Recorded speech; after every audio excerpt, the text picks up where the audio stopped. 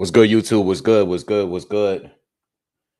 We are back. We are back live, man. We got to talk about everything that went down yesterday, today in this Wave Report number 24. Please subscribe to the channel if you haven't already. All right. Hit the like button, share the video if you can on your social media platforms. And let's get it going and wait for a few more people to join up. Let me just grab this bottle of water real quick and we'll get started. All right. What's up, Josh? What's good? What's good? What's good? What's good? All right, Olaf, what's up, man? What's up, man? Yeah, we're going to talk about everything yesterday. We're going to talk a lot about the Francis Ngannou fight with Tyson Fury. We'll talk about the heavyweight division and how we're going to move on forward, forward with this fight. We're going to talk about some of the other fights that was on the undercard. We're going to talk about Wardley and David Adeleye. We're going to also talk about Shockey Foster fighting Rocky Hernandez. I wasn't able to cover that fight last night.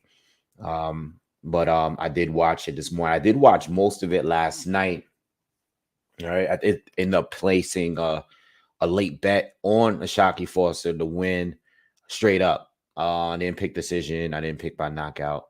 I picked straight up just for the same exact reasons on why he actually won. I didn't want to pick a decision because I know Hernandez been knocked out before. And I figured by the end of the later rounds, I figured he was going to get tired. You know what I mean?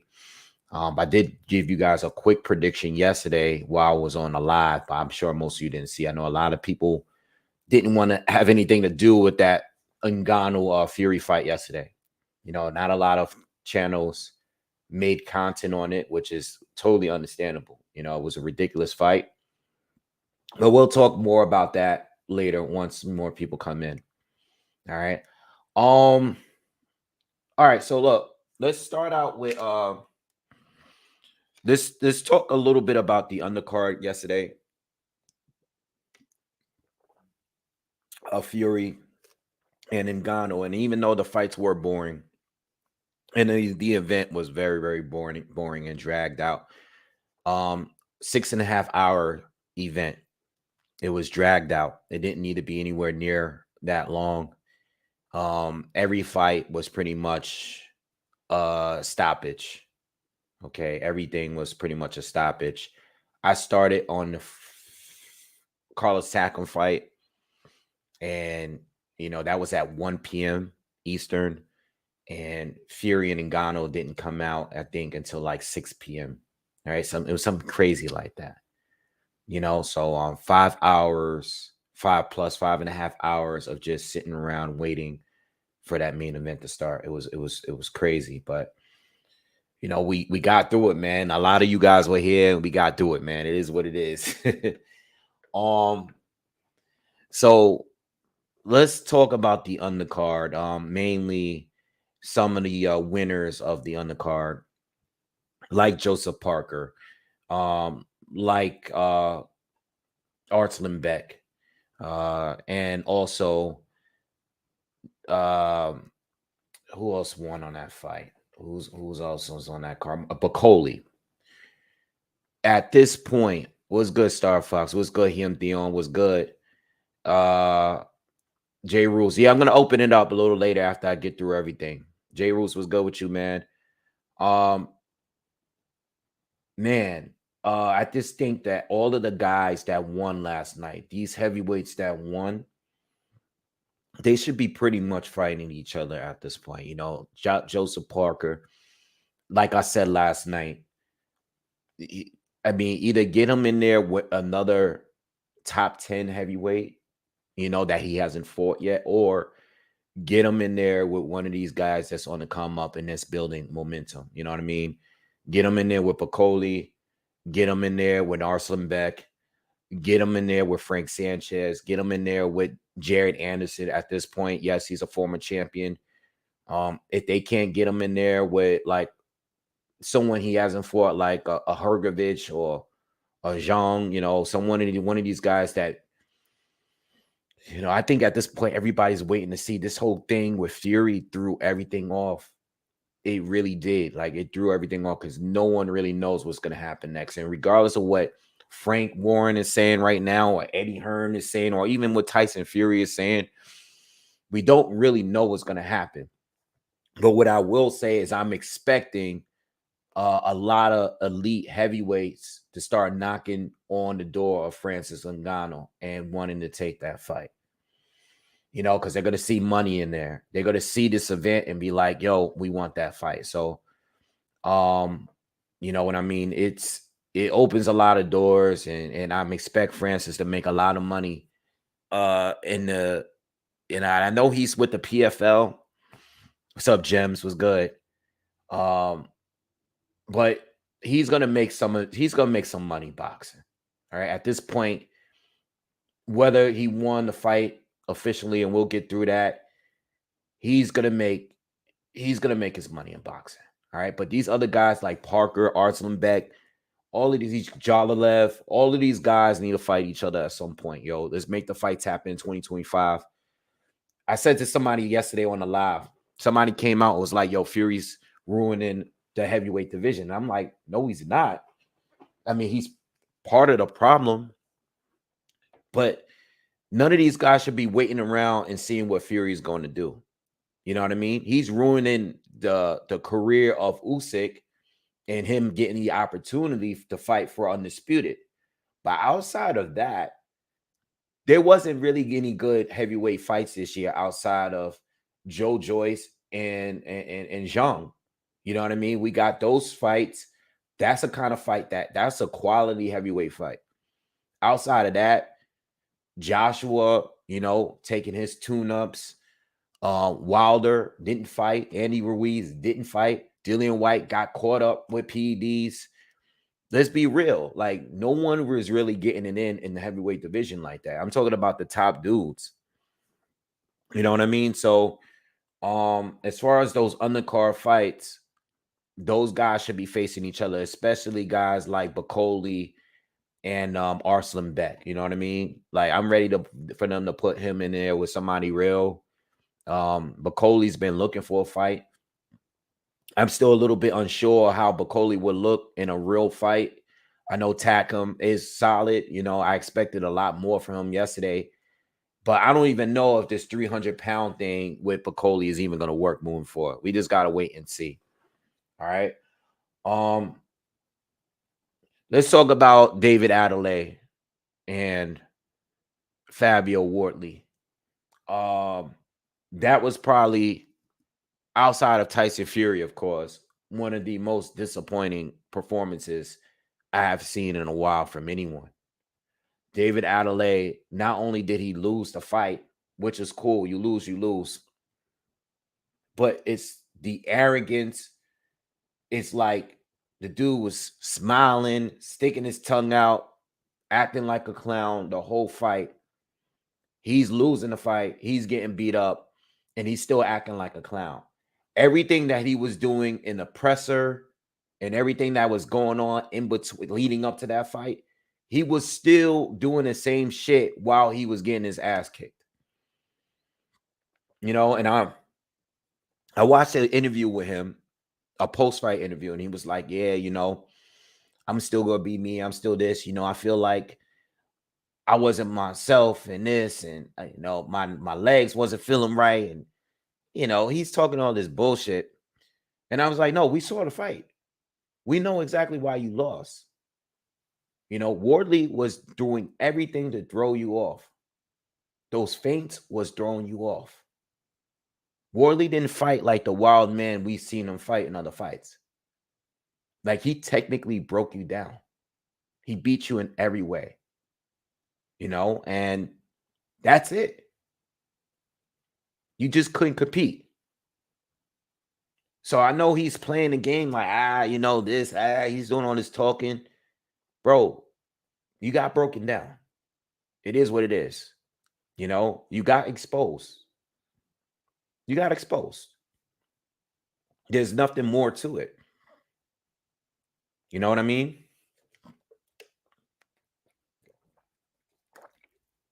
Yeah, he punched the ref.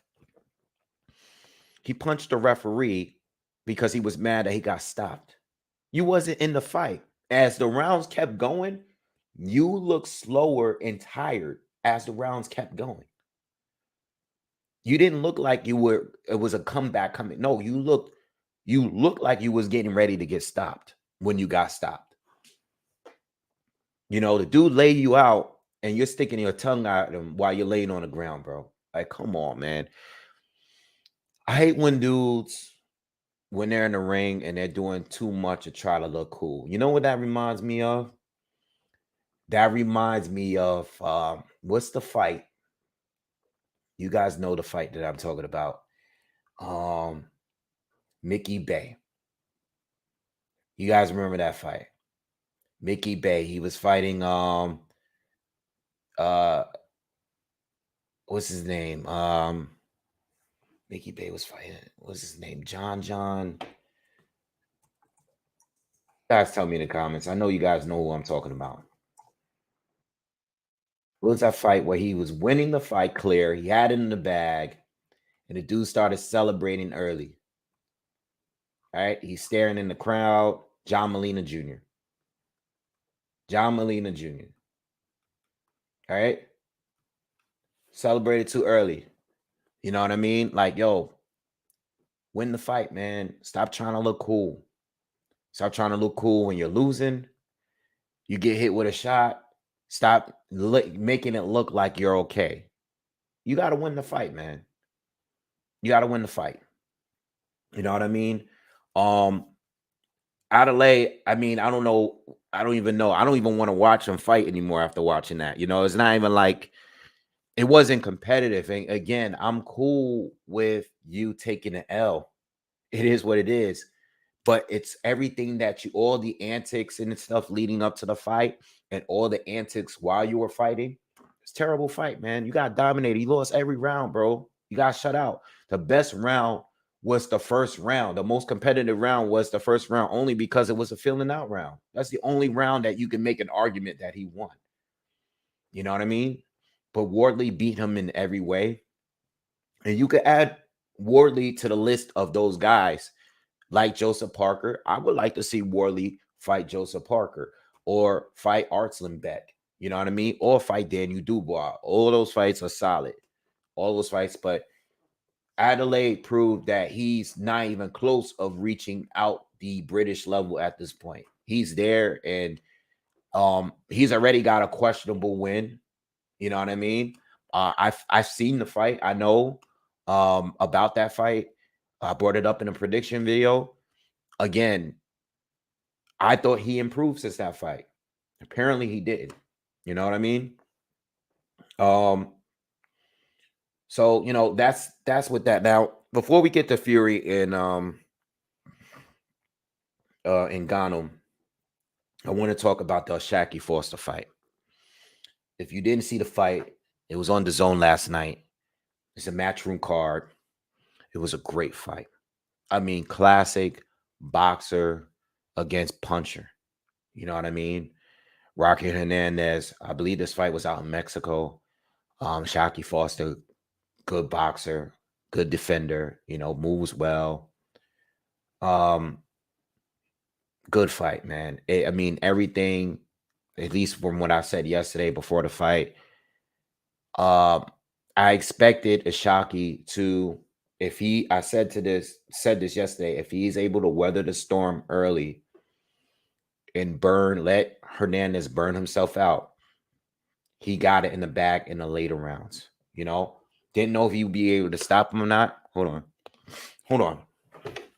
Hold on.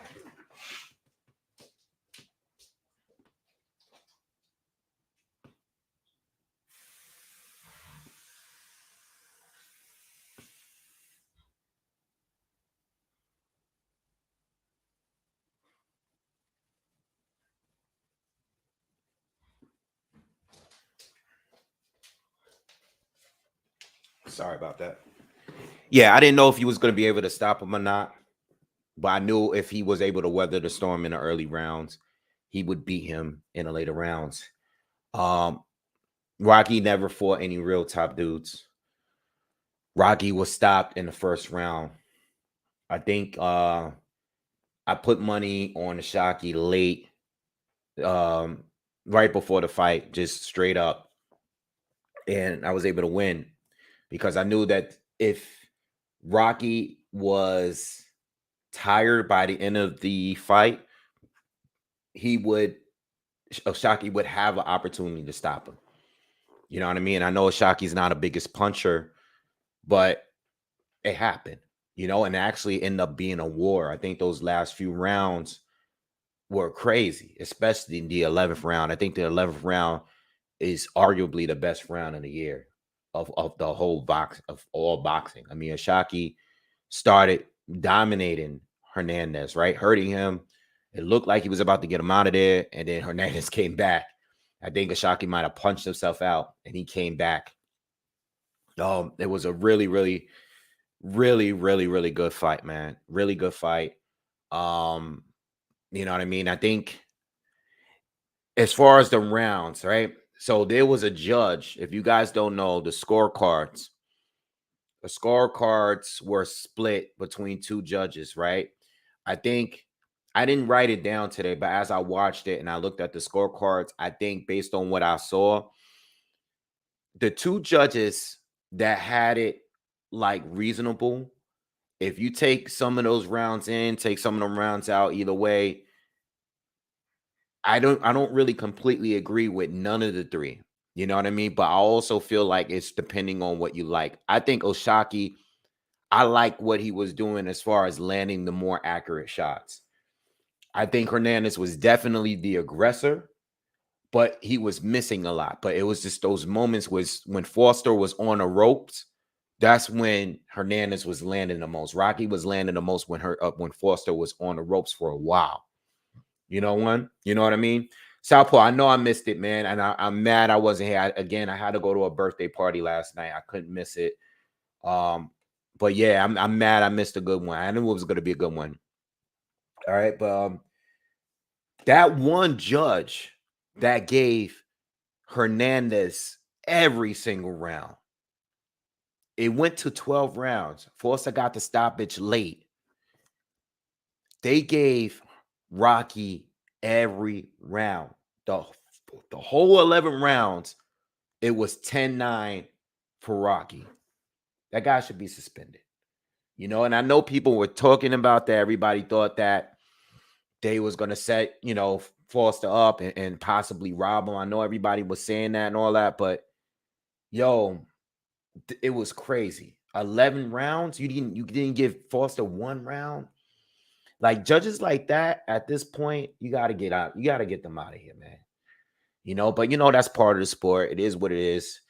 I think Foster one of the best performances, and he had a great year. I think I'm not sure of the fight with Ray Vargas was this year, but he was either late last year or early this year. But he's had a great year. And I love the fact that he got the stoppage at the end because he knew that the cards was probably stacked against him. He doesn't have a big name. You're fighting out there in Mexico against a fighter that is a very aggressive fighter. He's pushing the pace. So if he did not get that knockout, he would have lost on the cards. This is what I mean as far as doing what you got to do to win the fight. You know what I mean? This is how you do it. Don't let the judges decide, And I said to you guys yesterday in the live chat, I was like, what did I say? People were saying that Foster don't really have punching power like that. And I said, yeah, I don't think he's a KO artist, but I don't think he's a soft puncher. I don't think he's a light puncher. I consider like Paulie Malignaggi a light puncher. I think Foster hits hard enough where he has respectable power. Like people would say that Floyd couldn't punch. But when they asked Shane and then they asked Oscar De La Hoya, they're like, nah, he punches hard. You know what I mean? Oscar and Floyd hate each other, but even Oscar said, no, he punches hard. You know what I mean? Because it's the shots you don't see coming. And I think that Ashaki, like the same thing with Shakur Stevenson. People say that Shakur can't punch. People say Devin Haney can't punch. And I'm like, I wouldn't say that they can't punch. I just don't think they KO artists.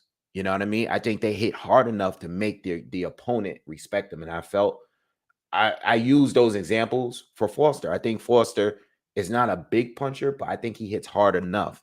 And being that, he went on a offensive, like he just went on a slaughter in that last round. And he connected with so many punches in a row. And even though he's not the biggest puncher, he was able to still hurt him and get him out of there. I mean, he already had him hurt in the previous round. You know what I mean? But I mean, Hernandez took a lot of punishment in the fight. And there's no reason why, there's no way you could justify giving Rocky every single round in the fight. I think the other two cards, they were, one had it for Rocky, one had it for Foster. As I was going through the rounds, I mean, a lot of those rounds were swing rounds because it's really depending on what you like. I think I like what Foster was doing more, but I can see why people can watch the fight and see that,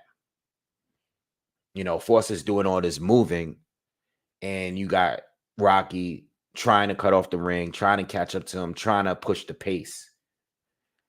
But just pushing the pace doesn't win fights to me. It's about what punches are landed. And you can't say the punches weren't effective because they clearly were. Look at Hernandez's face even going into the 12th round. It was clear that those punches were effective. So just because the man is moving a lot, it doesn't necessarily mean that Hernandez is controlling the fight. You know what I mean? Ashaki is fighting the fight that he wants to fight. Plus, he's landing more and he's more accurate. He's landing more effective shots. You know what I mean? But it was a good fight. It was a great fight. I mean, if you have the zone or if you can watch it, find it on YouTube or online somewhere, definitely check it out. It was definitely worth going back to. I watched most of it last night, but I was watching it on my phone and I'm at a party, like sitting there having my drink, trying to watch a fight, at home. Like I watched the first 2 or 3 rounds and then I went back like closer to the stoppage, right? I didn't actually watch the stoppage last night, but I know that he had ended up stopping him because everybody was going crazy on Twitter. All right. But yeah, I did miss a good one, man. And I wish I was here last night for it. All right. All right.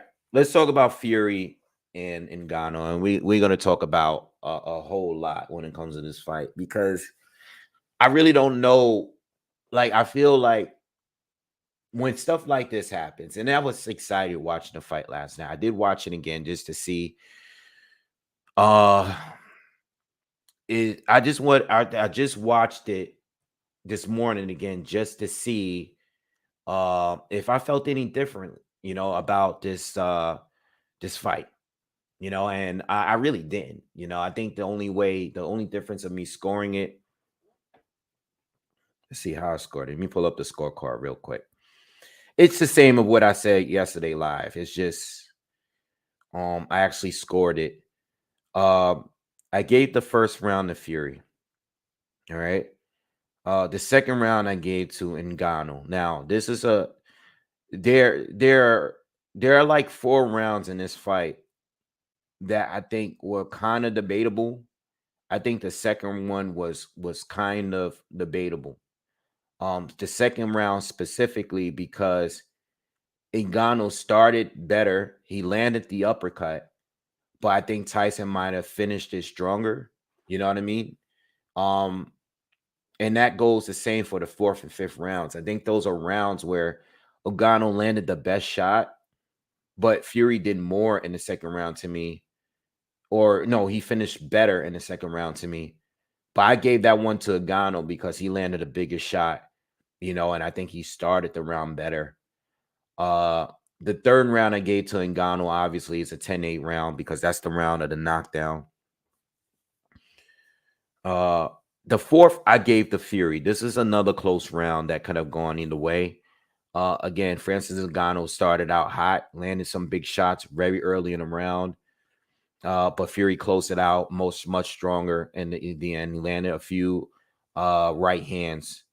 Again, the 5th round, same thing. Ngannou started strong. Fury closed it out better.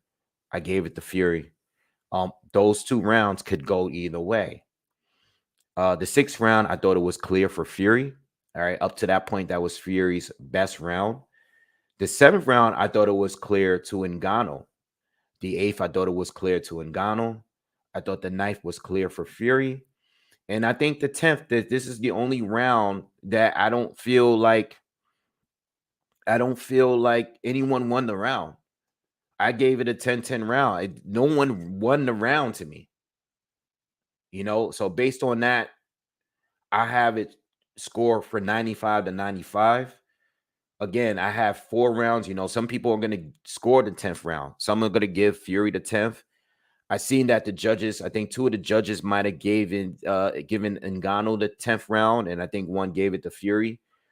I think the one judge that had it pretty wide for Fury gave like the 7th round to Fury, which I thought was a clear round for Ngannou. You know what I mean? But I have it as a draw, right? So I wasn't, you guys were here. I wasn't out here screaming robbery or anything like that. You know what I mean?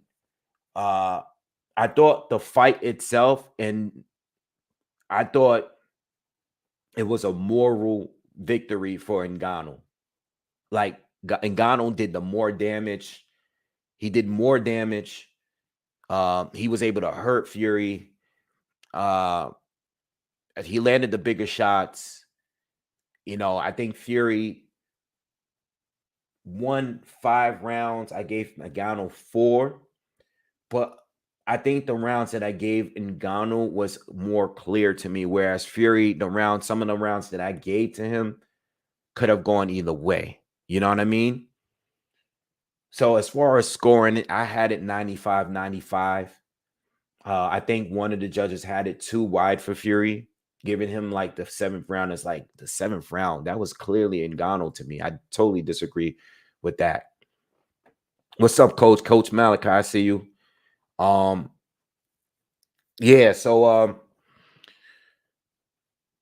I'm not screaming robbery, but I think Ngannou won the fight. But if you're scoring the rounds, that's when things get a little tricky, because there were a couple swing rounds in there. What I like from Ngannou, I like the fact that he started off with a good jab. I think he was pretty explosive. I like the way how quickly he was able to take that first step and close distance at times. Definitely the counter left hook was the money shot for him. I think when he switched to southpaw, the straight left hand really worked for him. I like some of the body work he did. I liked the way how aggressive and how physical he was on the inside. Fury wasn't able to have his way against Ngannou on the inside. Ngannou is very strong, very physical. We see how Fury did Deontay Wilder. We see how Fury done other fighters at the division. He wasn't able to have his way on the inside. And I don't ever, and part of the reason why people are watching the fight and thinking it was a robbery is because Fury never really had a good rhythm. Fury didn't really figure anything out. Even if you gave him a round or 2 in a row, he always had to keep adjusting. If you notice that, he had to keep switching. He had to keep changing the game plan because he never fully figured Francis Ngannou out because of what he was doing. Ngannou was quicker than expected. He was smarter than expected. He was able to adjust continuously throughout the fight. He had some angles. He did a good job. And I know a lot of people are discussing whether or not Fury was taking the fight serious or not. I can tell you that he was taking it serious in the 3rd round after he got dropped on his ass. And I really saw him struggling in that fight throughout the fight. I think Ngannou, I know he said in a post-fight interview, one of the ones that he did so many of them. I didn't watch them all, but one of the ones that I seen him have a sit down where he was talking about the fight, he was basically saying like, he was preparing to not really put too much power into his shots. Like he didn't really sit down on his shots like that. And that was the reasoning behind that, is because he didn't want to burn himself out. And I know when I did a prediction of this fight, I was expecting him to burn out. Like he did burn out. And there were rounds like in the 6th round, even in the 9th round where the dude was clearly tired. He was standing right in front of Fury. And those are the few rounds that he lost, was based on the fact that he looked like he was getting burnt out a little bit. You know what I mean? But he did a good job. And for him to fight at that level in his first fight and fight that well, yes, I think I said something, and I know a few of y'all disagree. I think he obviously did better than Chisora and White. The reason why I say he did better than Wilder is because I thought he was boxing better than Wilder. I know Wilder dropped him twice in 2 of those fights. Excuse me. But I'm talking about from a technical standpoint, he was boxing better than Wilder. He was switching. He was, doing more with the lead hand. He was countering better. I think if you take Wilder's right hand out of the equation, there was nothing else that Wilder really did in those Fury fights. And especially in the first fight. In the first fight, yes, he knocked down Fury twice, but it was just the right hand over and over. He kept throwing it until he finally landed it. You know what I mean? There wasn't really much else from Wilder, outside of a few jabs. I think Ngannou, unfortunately for him, he's a big man. The volume was very low. He wasn't throwing that many punches. So those are the few key things that made the fight closer. But when he did land, he definitely had a lot more of an effect. And it didn't look like he was really sitting down in a lot of punches. I think he really didn't want to burn himself out. I think that everything that people expected, like him being slow or him being gassed out or him just being clumsy and robotic, even defensively, he did good. He was blocking a lot of shots with his gloves.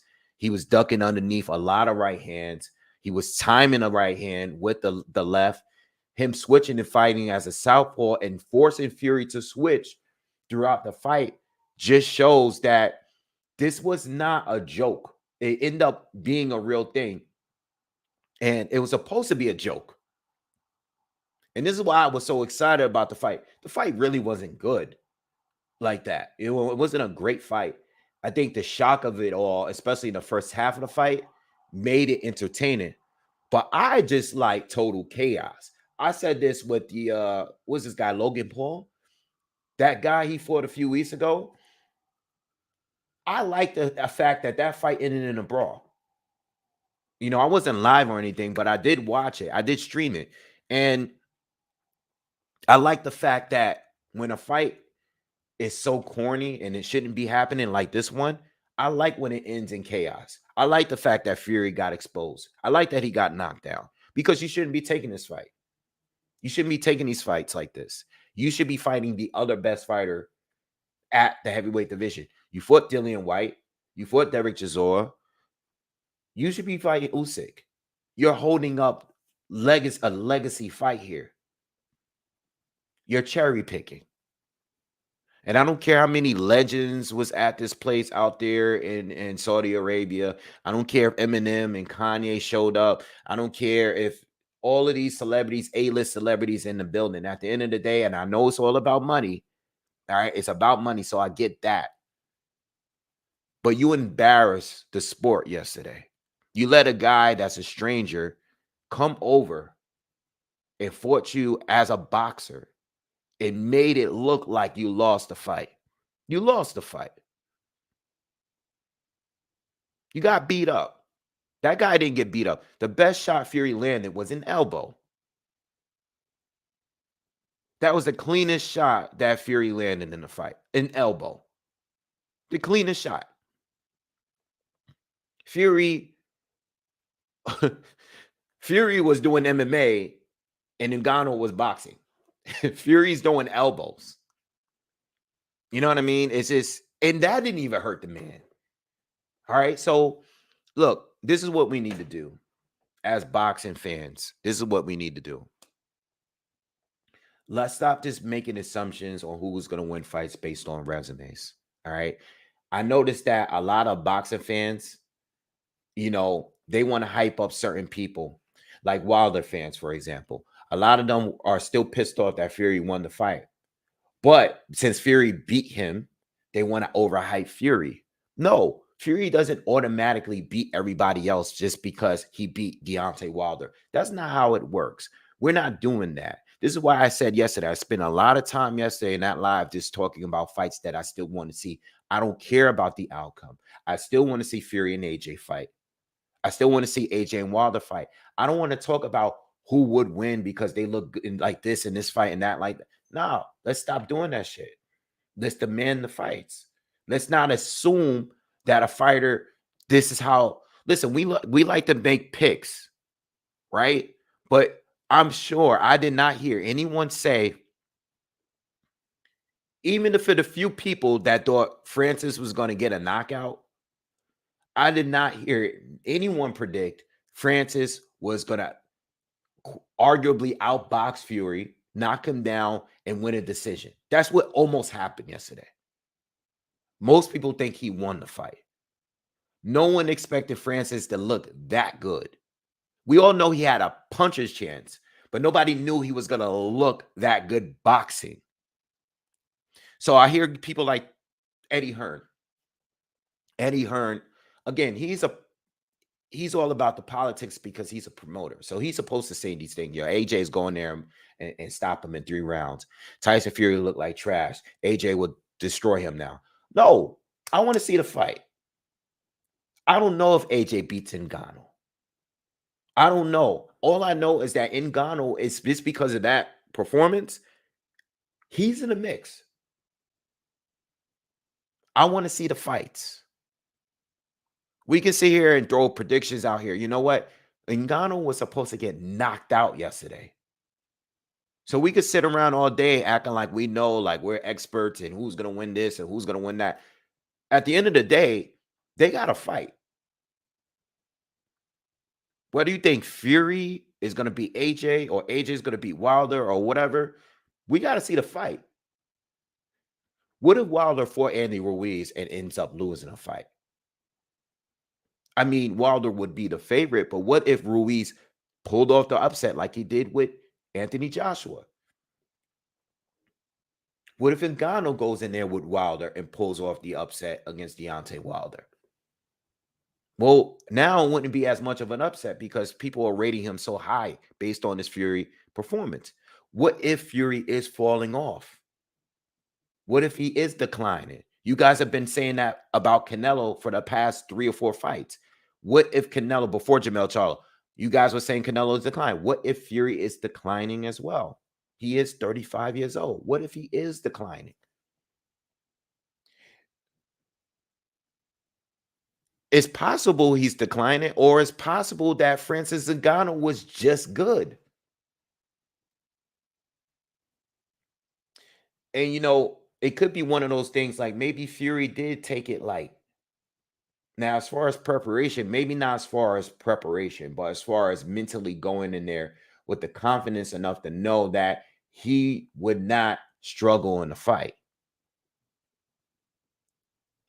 Maybe if he mentally, not physically, but maybe mentally, if he prepared to go into a fight with one of the toughest fights of his career, maybe he would have boxed better from jump. But he had to learn while the fight was going on what to do and actually to win this fight because he was in trouble. He was down on points, in my opinion, early in the fight. He was down. So we got to stop just assuming things. And, it's good to have the conversations. Yes, I do prediction videos. I like to look at resumes and rewatch film and this, but rewatching film didn't help me in this fight. I didn't see any of what I seen in Francis Ngannou in his MMA fights where he was winning. He looked better as a boxer, in my opinion. He looked faster as a boxer. I think in MMA fights, I don't think defensively he was as good. I think his power and his durability got him through some of the fights he had in back in the UFC. You know, I just think, man, I don't even know at this point. All I know is that I want to see him in more heavyweight fights. But Fury, Frank Warren has come out and said that he's not expecting to have the fight in December 23rd. I know Usyk wants to fight. I know we all want to fight. Frank Warren, for now, is saying January, February. Okay. I'm not expecting the fight to happen in December. You know, it's what, November 29th right now. You know, I mean, I'm sorry, it's October 29th. The fight is not going to happen in December, in less than 2 months. He's not going to go right back to camp in a couple weeks. It's not going to happen. I wouldn't even disappoint myself by saying that. At this point, all I'm hoping is that Fury doesn't retire. Because he's been going back and forth and he's said that he's considered retirement before. He said he does not care to become undisputed. Does he not care because he has to fight Usyk? Possibly. Fury's a very calculated guy. So I don't know what Fury is going to do. I don't know if Fury is going to retire. I don't know if Fury is going to fight Usyk next. You know, I don't know what's going to happen. You know, I'm hoping he fights Usyk. Excuse me. But don't be surprised if the man retires. And we're going to say he ducked him and he's a chicken, yada, yada. He's a fraud. He's been exposed. He's not going to care. I think Fury cares about the bag.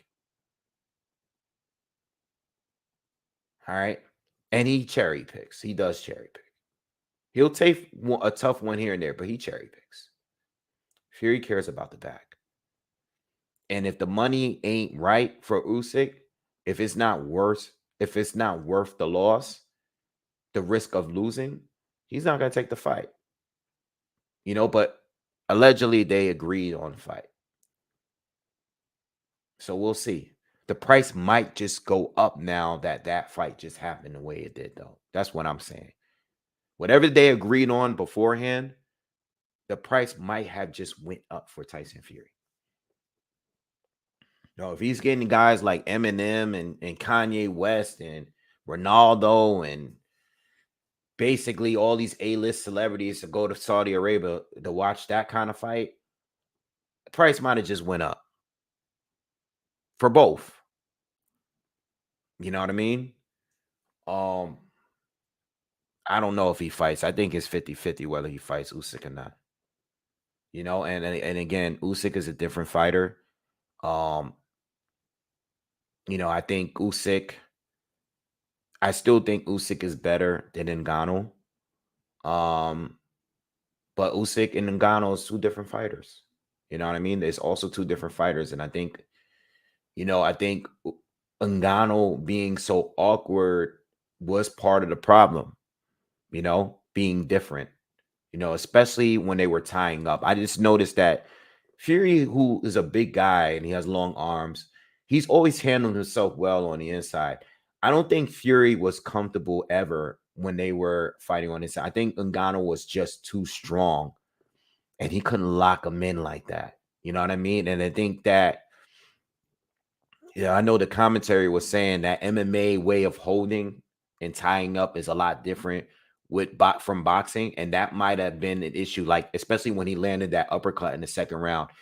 I just don't think Fury was expecting that. You know what I mean? You know, Fury's always had his way with locking guys up on the inside, or even like, you know, making enough room so he can land some shots on it and work on the inside. But I didn't see any of that. You know, I think Ngannou was just too strong, you know, and I think, again, even if you have Usyk winning now, because I know everybody's gonna have him winning now, but just like a week ago, there's a lot of people that had Fury winning, even if they felt that he was ducking Usyk. A lot of people still had Fury winning. But now a lot of people is going to change their opinion based on that performance. But you got to understand, Usyk is still not Francis Ngannou. You know what I mean? It's a totally different fighter. And I know Ngannou did switch to southpaw often in the fight, but I think he, even though he was doing well as a southpaw, I still feel like he was a little bit more limited fighting as a lefty than he was as a righty. So, um, yeah, I just want to see right now, Ngannou is going to have all the options in the world. And I think he should just go with the best option for him. Wherever they can give him paid, let him do it. Let him, he earned it. He earned the right to get paid and to get another big fight. Um, I know people are bringing up Zhang and all of these guys, and I honestly don't believe that it's going to be any of those guys. I think right now, um, I'm seeing and I'm thinking of the names like Wilder and AJ, or Dillian White or somebody like, you know what I mean. I'm thinking of those type of guys. Uh, the top tier of the heavyweight division is going to look for a way to get in a fight with him. I don't think that Ngannou'S is going to be out here fighting former champions and stuff. I'm not expecting that, I'm expecting another big name right away, and it could be AJ. But, that's the thing, man. People are talking about how bad Fury is. What if Ngannou goes in there and actually knocks somebody else out? Like, we're talking trash about Fury now, but like, let's say he fights AJ and he ends up beating AJ and stopping AJ or something crazy like that. At that point, we're gonna just say, all right, well, maybe he's legit. Like, or he does the same thing with Wilder. Like, let's say he goes and fight Wilder and he destroys him, and I know styles make fights, you know what I mean? But it's just like we gotta see it. I don't want to just keep making assumptions. And Eddie said that, Fury, this guy is standing right in front of him and AJ will knock him out quickly. And I'm like, I'm just not that sure. Because one thing about Ngannou, he might not have the most experience as a boxer and he might not have the overall best ability. I think he has great ability though, but he might not have the most. But one thing about him is mentally, the guy is always being counted out and he's always proving us wrong. And mentally, he's probably stronger than a lot of these guys.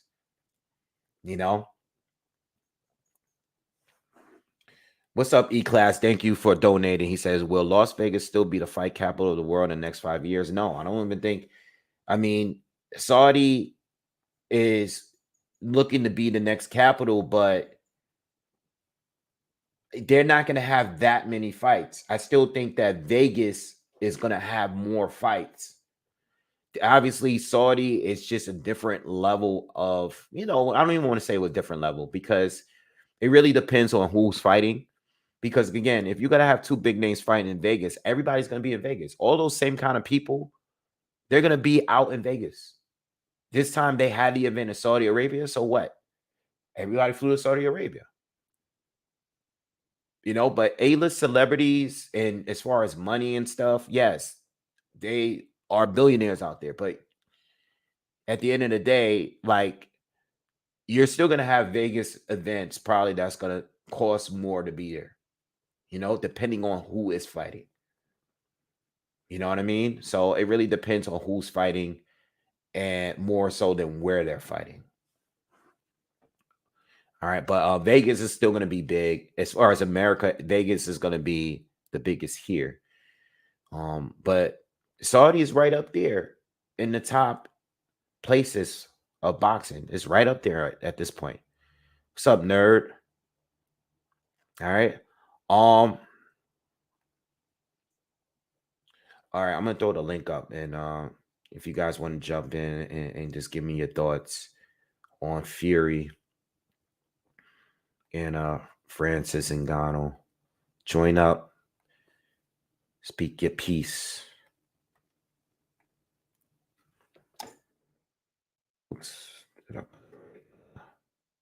Link.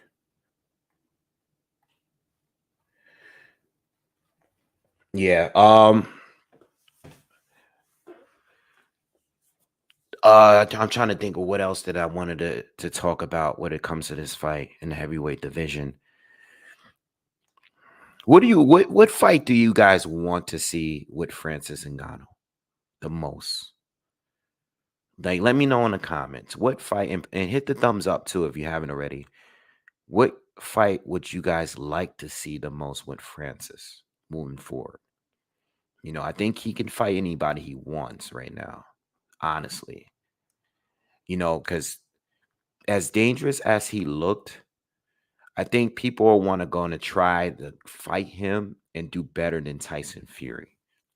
That's what people like to see. That's the trick that a lot of these fighters do, is they don't want to fight the threat. They want to look better fighting a common opponent. You know what I mean? They want to look better, you know? What's up, Brandon? What's up? Oh, hold on. One sec. What's going on? Oh, hey, what's up? I'm live. Hey, what's going on? Yeah, you're live. What's Yeah, happening? so I'm playing Xbox. When your question about who should Francis Ngannou fight next, you know what I think because he's a novice. Okay, like he's basically 0-1 now after that fight, Fury fight. He's a novice still. I mean, he was good in the MMA. And he's pretty good at boxing. He almost won that. Like he was like seriously close to winning that against like a heavyweight champ, which I give him props for either way. But in terms of people want him to fight more people, I thought he would be like a one and done situation. Maybe not. Maybe he can fight somebody else. And that would probably be, trying to think, maybe Anthony Joshua. Like that would be pretty cool. People would probably tune into that. Maybe I'm trying to think of more heavyweights. He wouldn't fight Usyk because Usyk would probably win because he's like a professional boxer and he's had more fights experience wise. But I'm trying to think of more heavyweights that they got. Like I think Usyk fight happens if Fury retires. I think if Fury actually leaves the game, I think it's just open season for anybody. You know what I mean? Like it's gonna shake the whole division up if Fury leaves, because it's gonna force everybody that's left to fight each other. Somebody's gonna have to fight somebody, and Ngannou's name is ringing right now. You know what I mean? Yeah. So I mean, Usyk and Ngannou would be pretty sick. You know what I mean? Like that would be pretty sick if we saw that. Like, so I know they were talking about Fury versus Usyk on December 23rd, but it may or may not happen. I would say that if it does not happen, I'm gonna go with Ngannou versus Usyk. Like they're literally saying that he's the top 10 heavyweight like boxer right now, just because of that, because of how he was fighting in with Fury, like he was getting like some solid hits, and that knockdown in the third round, you can't deny that skill. You can't deny that knockdown was skill. Yeah. Although people obviously like over a course of 10 rounds, like Tyson Fury was like getting more, he was landing more shots and landing more hits on Ngannou, which I can see why he won. I see the reason. But in my opinion, some of the judges were biased because Tyson Fury is like basically almost like a legend at this point, and he's popular, he's big in like different countries. As opposed to Ngannou, who's like a new person. Like nobody even heard of him.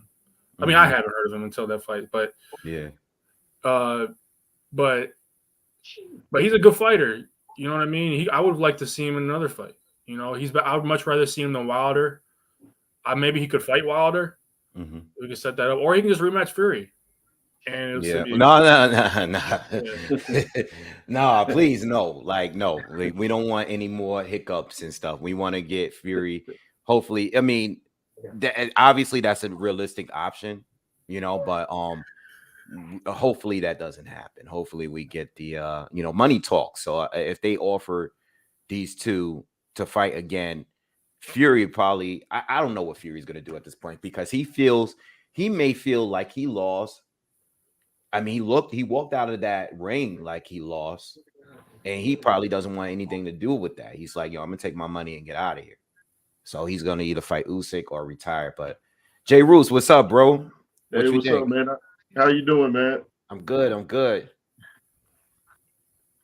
What's your thoughts on this whole situation? Yeah, man. I think the physical strength of Ngannou bothered Fury a lot, and I think it's like you said when they got in those clinches, he realized this ain't Deontay Wilder. I can't move him around like I thought I was because Yeah. I mean he was what only 6 pounds less than Fury, so he's like, okay, so I guess I'm in for a fight. And then when he saw Ngannou throw them little kind of counter punches, he's like, okay. So I think he was bothered by some things that we might not have even seen watching it. I think those little short shots Ngannou was catching him with on the inside, like them uppercuts, I think that might have bothered him more than we thought watching it live. And so that knockdown got his attention too. I don't know if he was kind of off balance, but it definitely got his attention. And when Deontay Wilder knocked Fury down, he got up and went right after Deontay Wilder. When Ngannou knocked him down, he's like, okay, I'm gonna just box this one out and just move. So I think Ngannou has nothing to be ashamed about at all, and a lot of heavyweights will have problems with him just because of his physical strength, man. Yeah. No, I agree with everything you say. I mean, I was just saying it a minute ago. Him Theo boxing was good, bro. What's good, Wave? How you doing, man? Y'all can hear me good and everything? Yeah, I hear you good. What's good? Same old. My thing with the whole fight was that I'm kind of happy this happened, only because I knew for a long time that Fury was hiding in plain sight. That's what he's been doing. He's been hiding in plain sight. He's a shot fighter. He lost his feet years ago, and people haven't recognized it. His his Muhammad Ali moment. What I mean by that is when you lost your feet and now you got to stand and still fight monsters. That was the Wilder second fight. I but he was lucky. He survived his Muhammad Ali moment. He devised a style when Sugar Hill to present a force that didn't need the foot movement, and that worked out very well for him. He did very well. Muhammad Ali himself wasn't as fortunate with the Frazier first fight, but this guy, I knew this guy was a fraud for a while. I knew that Tyson Fury wasn't as good as everybody kept saying. Everybody, as soon as you mentioned Tyson Fury name, it was like, oh, he's one of the best heavyweight in the world, and I'm like, no, there's no way in the world that he's the best heavyweight in the world because I watch boxing. Zilly Zhang just knocked out a 280-pound man when his offhand without even putting any mustard on the punch. So I know what I'm looking at. So I see Fury as finally exposed. He's not. If Joshua fights him, Joshua knocks him out. If Zilly Zhang fights him, Zhang knocks him out. I've been waiting for this for a while, and But I see, know. but this is what I mean though. Like, if I came on here or anybody on YouTube, just go out and say, yo, Ngannou is gonna drop Fury. He's gonna hurt him. He's gonna give him problems throughout the entire fight. He's gonna beat him on points. Yeah, He's gonna you do all of sound this. crazy. I would You have sound sound crazy. crazy. Yeah, you would But sound crazy. and But he can't just keep like. no, And you you're gotta right about that. understand You're too, right like about that. none of those other fighters fought Ngannou first. Yep. Fury is the one that did it, but Yep. Fury beat guys that were quote unquote more experienced. Just yesterday, before the fight started, they would have been. They was like everybody was on this card could beat Ngannou. Chisora could beat him. Dillian White could beat him. Everybody could beat him. So Fury got exposed by a non-boxer. He didn't get exposed by a boxer. But he got exposed by himself. He was never. He'd been a fraud for a long time. A lot of people like the third fight went Wilder. Everybody told about the third fight. It was one of the worst heavyweight fights you could watch as far as skill set and style and ability and athleticism. The third fight Hard when to call Wilder him a was fraud bad. when he got up 4 times, though. It's No, hard to but call him a fraud, brother. no. What I'm saying is that he's the hype. You know, like a Javante Davis. The hype. He's good at that, though. He's an artist with that. He's beautiful with that. Yeah, you correct. But what I'm saying is the hype. I'm not talking about he's not a good fighter. What I'm saying is that the hype was so much more massive than his ability that you can't. They was talking about Ali type stuff with him. It's ridiculous, you know. So you see it. You see him. Somebody got something loud on that stuff. Yeah, possibly. He was Yeah, so nerd. I small he think can move that it way. might. I think that's why they throw that Ali out there. But man, that man got up 4 times from Wilder. I gotta He say, did, but one that's of the not enough. all-time greats. You got to give him one of the all-time greats. I No, believe hell so. no, hell You don't no. give him one of them? I ain't saying No, top 10. I'm not saying absolutely 5. not. Listen, No, I would say no, he could have you crazy? easily been a draw on that. I'm not gonna lie, Yeah. but one of the And judges he could was easily kind of lost it too, though, with the count situation. Yeah, but dog, all-time great. Hell no, you would never give No, I'm saying Tyson Fury all-time great status. He hasn't done anything. What are you talking about? There's no way in the world. And now you see it. All that premature trying to award somebody something, premature accolades. Now you see why we tell you got to fight everybody. You got to actually get in there because that's I not agree the with you on that. truth. That's just Yeah, not the and I was truth. going to say, let me just say this to add to that. This is what I was saying yesterday, and this is what I was comparing the 90s. I think literally the only fight I really didn't get was Bo and Lennox. Like everybody else fought, even if it wasn't in their prime. Some of those fights happened too late. But just like I was saying yesterday, Wilder, AJ late, but it still need to happen. I think the best in this generation at heavyweight is still in question. I don't care how many times Fury beat Wilder. I don't care if he beat Klitschko first. You still got to fight those other top dudes. You know what I mean? You Facts. still got to I fight agree with that, AJ. Wade. I agree, Wade. Yeah, you still got to fight AJ. AJ still got to fight Wilder. People are like, You're oh, right. the fight There's is not done. one single best heavyweight boxer. Like there's many different heavyweight boxers. Yeah, you're absolutely right about that, bro. That makes absolutely sense. That's all I'm saying. After the Du Bois fight with Usyk, I would say Usyk right now is the top number 1 heavyweight of all time right now. Fury of all time. Not all time. Currently, right now, Mike Tyson's the best heavyweight of all time. But I mean, but Usyk too. With Usyk too, I think Usyk, if Usyk were to, like, being that he beat AJ twice already, right? And if he were to beat Tyson Fury and go undisputed and retire, he is going to be looked at as like the best in, you know what I mean? Like as far as like this time, you know, you have in to this give it to him. generation of those guys, because he went from cruiser to do it and he went up to heavyweight, being a smaller man in every fight and still beating AJ. Yeah, even if he doesn't fight Wilder and he doesn't fight who else? I give him that. Yeah, I would give him that. I would get you beat Fury and AJ. Like, who's fought Fury and AJ yet? Yeah. I don't think anybody done it. You know, I would like to see Usyk fight Wilder, but I'm not gonna hold him like, he didn't do. No, he became undisputed. Like, he legit did it as a heavyweight and a cruiserweight. Cruiserweight was better though, because he had to fight everybody at cruiserweight. And at that time, cruiserweight was like rocking. Like, that was the best cruiserweight has been in a long time. But that's just how I feel. I still think that everybody got to face each other. Wave. Can you name 3 heavyweights right now that beat Fury right after last night's performance? Give me 3 heavyweights that beat Fury. Oh man.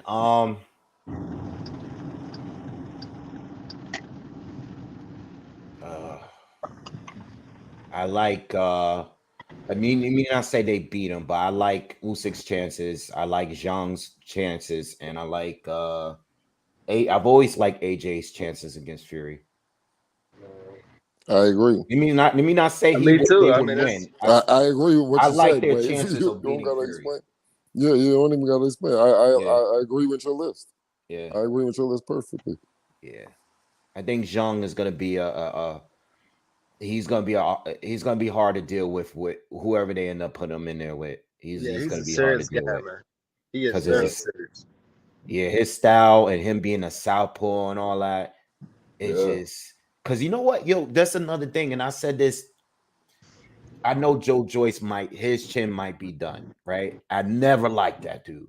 I never liked him. You guys know I'm not a fan of the way he fights, but I still feel like he will beat a lot of people because I think his style is just bad. If you can't knock him out, it's going to be very hard to deal with him. And I don't think most fighters they can't knock him out. You know. That's fair enough. I would give I'll tell you who I give a chance over Fury right now. Michael Hunter. Michael Hunter beat the shit out of Fury right now. You think? Nah, I don't see Come that. on. Michael Hunter, look what he did to Nah. Come Buckley. on, Look bro. what he did to Buckley. nah. Look what he Michael did to Hunter hasn't Buckley. looked good recently though. I think he's No, fallen he off hasn't a little looked good bit. recently. He hasn't looked good recently. He hasn't Yeah. looked good Recently he hasn't. You know what I mean? I think the Jerry Forrest fight. He Yeah, didn't I look don't good at know. all. I don't even think he know won what. that fight. No. But in a moment, so let me tell you something about Michael Hunter because at that He's a good time I fighter. thought he would beat a lot of people. Mm-hmm. I would have probably picked him to upset like Joseph. I mean, he almost beat Povetkin. Yeah, but he kind of really did beat Povetkin. But you talking about the Buckley fight. When he beat Buckley, you got to give him a chance against any heavyweight in the world. I mean, he gave Usyk. People don't talk about that enough. Yeah, Michael Hunter is a very good fighter.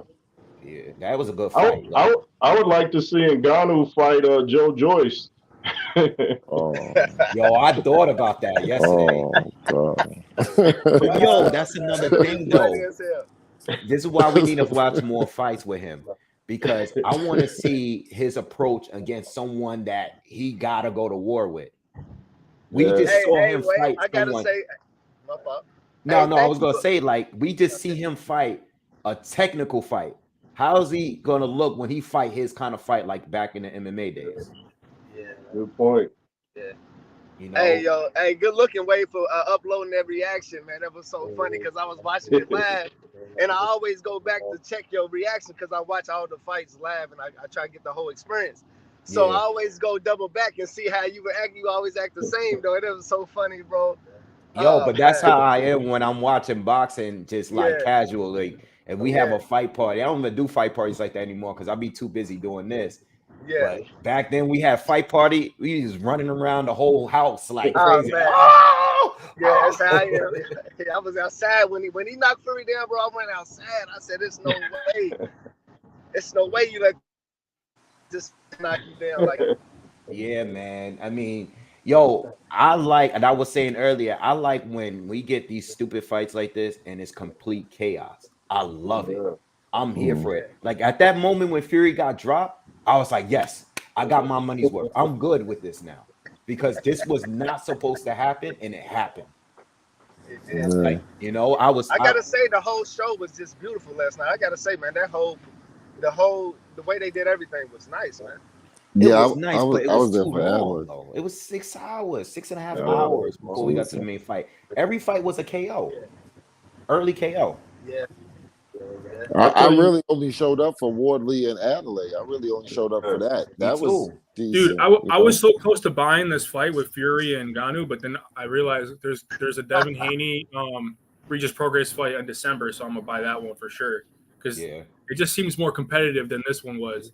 This just seemed like they were in it for the money and they were in it just to get a paycheck, and nothing really special happened besides the knockdown. Kind of embarrassed Fury in a little way, but Fury. He kind of showed that he's not really the best boxer of all time. Like at this fight, this kind of solidified it. If people were kind of thinking it never was. It's He just did a lot never of- like I don't know why that was ever a thing. because I think Me it's because neither. like he Me was neither, because he was super strong and like he's so powerful that anybody that goes against him really doesn't really have a real chance to win because he's so strong and big, and he kind of has like a personality where he's just kind of like does whatever he wants and says whatever he says. That's kind of how he is. People kind of like that. They tune in to watch it, and he has a lot of wins too. Oh, I'm on. What's up? Yeah, I mean he doesn't lose. I mean he's a good boxer. Wait. Yo, Claymore, what's up? Hey, what's good with you, Wait, I got man? a What's question good? Oh, So- wait, what happened? If you take, and I'm asking this a question this way, if you take the top 2 or 3 guys out of every generation, would you say that they are all time, or is it just one guy that could be all time of that generation? No, it could be It more. could be than 2 one. or 3. Yeah, it could be more Yeah. than one. It could be Yeah, more it than don't one. have to be It could one. be I 2 or don't It think has 3. to be more than guys. one guy. I still Exactly. consider Ron Lau to be amazing. I still consider Ron Lau to be an amazing champion. course. So it could be definitely. Ron Riddick Lau. Bowe is an amazing champion. Riddick Bowe is an amazing champion. You see what I'm saying? So it could be definitely more I than one. love Riddick Bowe. I love Riddick Bowe, bro. I think he Yeah. could have beat possibly anybody. You know. Yeah. Except Lennox Lewis. Yeah, of course. You could pick champions. You could pick multiple champions out of an era and say that they all-time greats. I know it, but that's and I say that to say with this era that we dealing with guys don't want to fight each other, and we have, you know what I mean? You got to go fight NBA guys and all of this stuff. I mean, it's sad, but we still gotta rank the guys. Yeah. Claymore, what's good? What's good, man? How you guys doing? Yeah, I wanted to tap into the conversation as well. You know what I mean? Because I think, you know, last night was a great night for the heavyweight division in particular, because I just feel like people like Tyson Fury, and I'll be honest with you, I'm just not a fan of the way he's conducted himself as a heavyweight champion. I think he's held up the division in many ways. And I think he had to get a taste of his own medicine. It was good that, you know, somebody like Ngannou was made for a moment like this, where Tyson Fury's been able to kind of leverage this big guy thing where he's leaning on people and draining people of their energy, and he's been able to ride that wave. And it was good to see him get in the ring with somebody who just wasn't trying to hear none of that noise, right? Like somebody who's just like, nah, you're just not strong enough to do that to me. You're going to have to just beat me up tonight. And I think he really had an issue with it. I think in his head, he broke mentally. You kind of saw him like, damn, especially like when Ngannou like pushed him on the ground. Forget the knockdown. Yeah, that one round, he like kind of pushed him off him. He almost fell off. Yeah. And to me, it was like that Terrence Crawford, Errol Spence moment where it was like, this is not happening tonight. You know what I'm saying? So you're gonna have to come out with that plan B. And if you didn't come out with a plan B, well, I'll see you at the end of round 10 and we'll see what happens then. And it's like now you're not even, first of all, you're going through that mental moment where you're like, oh shit, you're going through a whole oh shit mode. But then you still trying to win the fight and trying to figure. I said earlier, this dude was never comfortable in the fight. He had to keep adjustment. Anytime he adjusts and was doing a little bit good, he had to switch something because Ngannou was catching on to whatever he was doing. Facts. Which is crazy. The dude never even boxed before, yo. That's crazy. But you're right, but the thing is, what if Ngannou let his hands go the whole time and he just started throwing it many jabs? He doesn't have the stamina to do it. Yeah, he was like holding back a little bit and like letting Fury come to him rather than like. He didn't want to punch himself out. He said it too after the fight. Yeah, he explained that. He didn't want to throw too much. He didn't throw that many punches per round. And we gotta appreciate that too, though. Exactly. Let me ask you, Wave, real quick, and to the panel as well. Since we saw this fight last night, what's the top 5 dead or alive? I'm not dead or alive, but top 5 right now in the heavyweight division right now. Who the bad boys right now? I mean, I think the usual suspects. I think it's still the usual suspects. Am I bugging? I don't think it is. I don't know. I think Fury is gone. Nah, you can't say Fury is gone. You bugging. Yeah, exactly. But listen. You say that I can't say Fury is gone, right? That sounds crazy, right? Because he's heavyweight champion. I mean, come on, that does sound a little crazy. What if he beats Usyk in the next fight? Still. No. What I'm saying is this: before you jump, you say, "What if he beat Usyk in the next fight?" Before you jump, Frankie Sanchez might beat him. Frankie Sanchez would have beat him last night. Anthony Joshua would have beat him last night. Zilly Zhang would have beat him last night. There's a lot of fighters that would have beat him last night. This is what I mean, man. Let's go with that. Let's see what's the point that I'm Let's go. Let's go. You can't do that. No, Jared Anderson might have beat him last night. Yeah, I think it's unfair to do that because this is what I mean. This is the problem. Frank Sanchez, who the hell he beat? Nobody. So we're just gonna jump the gun and just say who Ngannou beat? Wave? Who Ngannou beat? Frank This is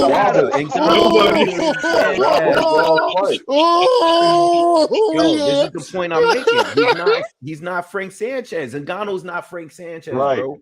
No, but that's what I'm saying. I'm saying Ngannou ain't beat nobody. We didn't expect Ngannou to do nothing. All right. So look what happened. Look. Frank Sanchez beat FA a jog bug. That's it.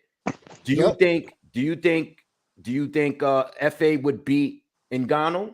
I don't think so. No, I I don't either. don't know. I don't know. I don't See, think. this is what I don't know. mean. That Like you could that just one's judge. kind of tough. That one's kind of How tough. you Jack just was get to robotic. just assume all the outcomes for all of these other fights now based on No. I'm not MMA assuming fight? nothing. No, I'm not Fact. assuming nothing. What I'm saying is, before last night, we thought everybody would beat Ngannou. We thought Ngannou didn't have a chance. Now look, against your number one He's a heavyweight, better People boxer. are so-called saying that so-called He's tough Ngannou is better. going guy. to lose He by is a one knockout. They're in going a to million. KO him. Tyson's going to I'm KO telling you, him. Fury is not Yeah, that but good. this is the thing. This is Wait, the hold thing. You're on. not.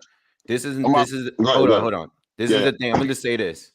This is the thing you're not calculating here Go and ahead. putting into the equation.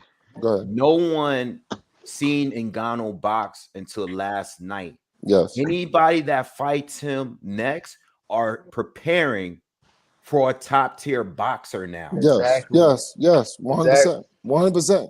100%. You're correct. That's what I wanted to tap into too. And you took it right. You took it away rightfully. You know, there was a surprise factor in last night's fight on two levels. Number one, there's no film on Ngannou. So what kind of as a coach who's getting Tyson Fury ready for that fight, as a trainer, what are you basing the camp on? Number one. Number two, let's be honest.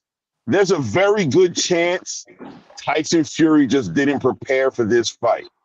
I believe Right? that, bro. Okay. There's a chance, right? So what does that mean? That means don't necessarily judge Tyson Fury necessarily with that pen. Like, you know what I'm trying to say? I don't know if anybody's catching on. No, we respect Like, what you're saying, fam. We got to keep it 100. Like, Tyson probably slept on this man, and if they fought again, I don't know if we should be so sure that it would be as competitive as it was last night. Maybe, but I don't know if we can just say that confidently enough to strip Tyson Fury of all his accolades that he's earned, all these fights and everything that he's done. Now he becomes. I knew he wasn't all that. I don't know if it's that. Can I speak on this for a second? Listen, the same thing is happening right now that happened before. So I'm gonna bring up what happened before. What happened before was we saw Josh Taylor walk in the ring against Jack Catterall, and we saw him get completely undressed. Oh, yeah, there's not. I know you want to say boxing and MMA, but just hear me out. Something got lost from the fighter. We thought Josh Taylor was all this amazing guy, and then we saw all of a sudden he got drained. He just got eliminated. This is almost the same thing. Tyson Fury is I don't believe he was ever as good as we. I think maybe when he was younger, when the Klitschko win, I think he was that good. But other than that, I think we've been hyping him up a little too long. We've been carrying I can't his agree water. with that, bro. Emmanuel Okay. Stewart. Okay. Why is Fair he enough. so famous? Hold on. Let's go Why is he around. so Let's go famous around. among celebrities and everybody? They know him. Like Kanye Say- West say came one to more the time? thing. Lil Baby came to the thing. The event. What are you talking about celebrities? We talking about boxing, fam. I know. I'm We just talking saying. about Like, boxing. I'm just saying he's very popular. What? So doesn't that factor into your? No, we talking about skill set in the boxing. Yeah, we're talking about What are you boxing, about? like completely We're talking about boxing. boxing, Just dog. skill set. Then you make a good point. Skill set. Yeah, we're not Right. talking about. Not Wait, popularity. You make a good point. Yeah, we're Yeah. talking about skill set in a But- boxing ring. But just go around because I You definitely. can't say Tyson Fury don't have skills though. No, I didn't say he didn't have skills. I'm saying he's not as good as what people say he was. He moved good for a big man. That don't mean that you move good. Yo, family, what's your name, by the way? Because I don't know if I got my glasses on. I can start. So I can. My name is. You talking about me, fam? Yeah. Yeah, my name is Hyam. My name is Hyam. Hi, all right. What's up, family? What's going on, fam? Let me ask you a question. Are you basically taking the fight last night? Are you saying you've always felt like this? Or are you saying because of the fight last night, you're feeling like this? No. What I'm saying to you is this. I'm saying that Tyson Fury was an amazing fighter and did amazing things and was beautiful footwork, all of that bullshit. But it was up until the Deontay Wilder second fight. That's when he switched his style because he knew he didn't have the legs anymore. He switched his style and he started hurting people. And then now I went to the Deontay Wilder third fight and I'm like, nah, he don't got it. He's sloppy. But I wasn't screaming it from the rooftops yet because the Dylan White fight told me, oh no, this guy actually still got something, but Dylan White is not well coordinated with his feet. So now I'm looking at Tyson Fury and I know for a fact that he's hiding in plain sight. He's not as good as everybody thinks he is. Not anymore. Not anymore. Not anymore. He's not as good as he's not as good as everybody says he is. Not anymore. He's just not. So who's the greatest? Wait. I just want to let me say this about her skills. Just the skills. I believe that the best version of Fury is when he fought Klitschko. Thank you. Now, thank you. I do proves believe my that. point. Proves my point. I've said this countless times. I think in that version of Fury was the quickest that I've seen, the best, the most mobile I've seen. He toyed with Klitschko. Isn't that? I mean, it was just the best. If you go back and watch him in that fight right now, you're going to see a dramatic difference from anything we've seen from him since he's returned from that break. Thank you. I will also say this. I will also say this. That version of him fighting Wilder with Sugar Hill put on the weight, I think that was the proper version he needed to be for that fight and that rematch. There we go. And that's what's key. I was gonna say, you're saying the same thing that I'm saying. Hold on. And the last thing that I'm going to say before I'm going to let you guys go, the last thing that I want to say is after that rematch with Wilder and even a third fight, I don't think he should have just stayed in that same condition where he's just heavy for every fight. It's not going to work with everybody else you fight in the future. Yo, Wave, you're a genius and a scholar. Yeah, that was really good breakdown. But that doesn't diminish his skill. Wait, can I tap in? I just want to respond. More skill. Let me tap in right quick. I just want to say that, by the way, Wave, that was awesome. That's what it was all about. That's pretty much everything I wanted to say. I'm just going to add to it. I'm going to add to it to say, because like you said, I believe there's a difference in between what you've become as far as evolution is concerned and what you've become as far as necessity is concerned, right? So I believe after he fought Deontay Wilder the first time, I remember Freddie Roach even speaking on like, nah, man, you should have stopped that dude. This was a fight where you were the bigger guy and you could have stopped him. He can't see you the way you think. You gave him way too much respect. So he brought in the new team and he started to understand, I'm going to start using my size in these fights. I'm actually going to start leaning on these dudes. I don't think that takes away from his boxing skills as far as he's become something else. I believe he can possibly go back. I think he can come back and jump out of that I'm the bigger guy thing for certain fighters and become the guy who fought Klitschko. I don't think he's necessarily ruled out. He could, but he is also 35 years old. It's like Erislandy Lara. Lara can't go back to fighting and moving like the way he used to. That's dead. Yeah. No, that's over. Dead. His legs are gone. He sat there and went blow to blow with what's this dude's name that just retired? The one that actually who's the guy at 154 that he Jared Hurd. He went to war with Jerry Hurd. Back in the day, he fought Angulo moved. He fought Canelo. Hurd, he sat in a pocket and went blow to blow with him. You know, he can't do it no more because he just doesn't have the legs.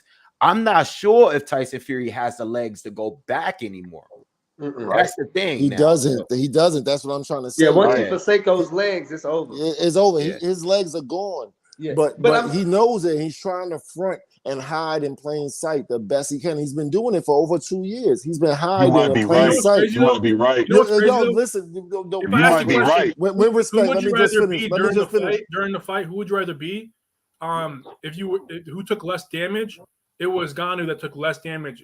Ngannou inputted more damage to because Fury his punches were more powerful. Fury is in there. Let Chaim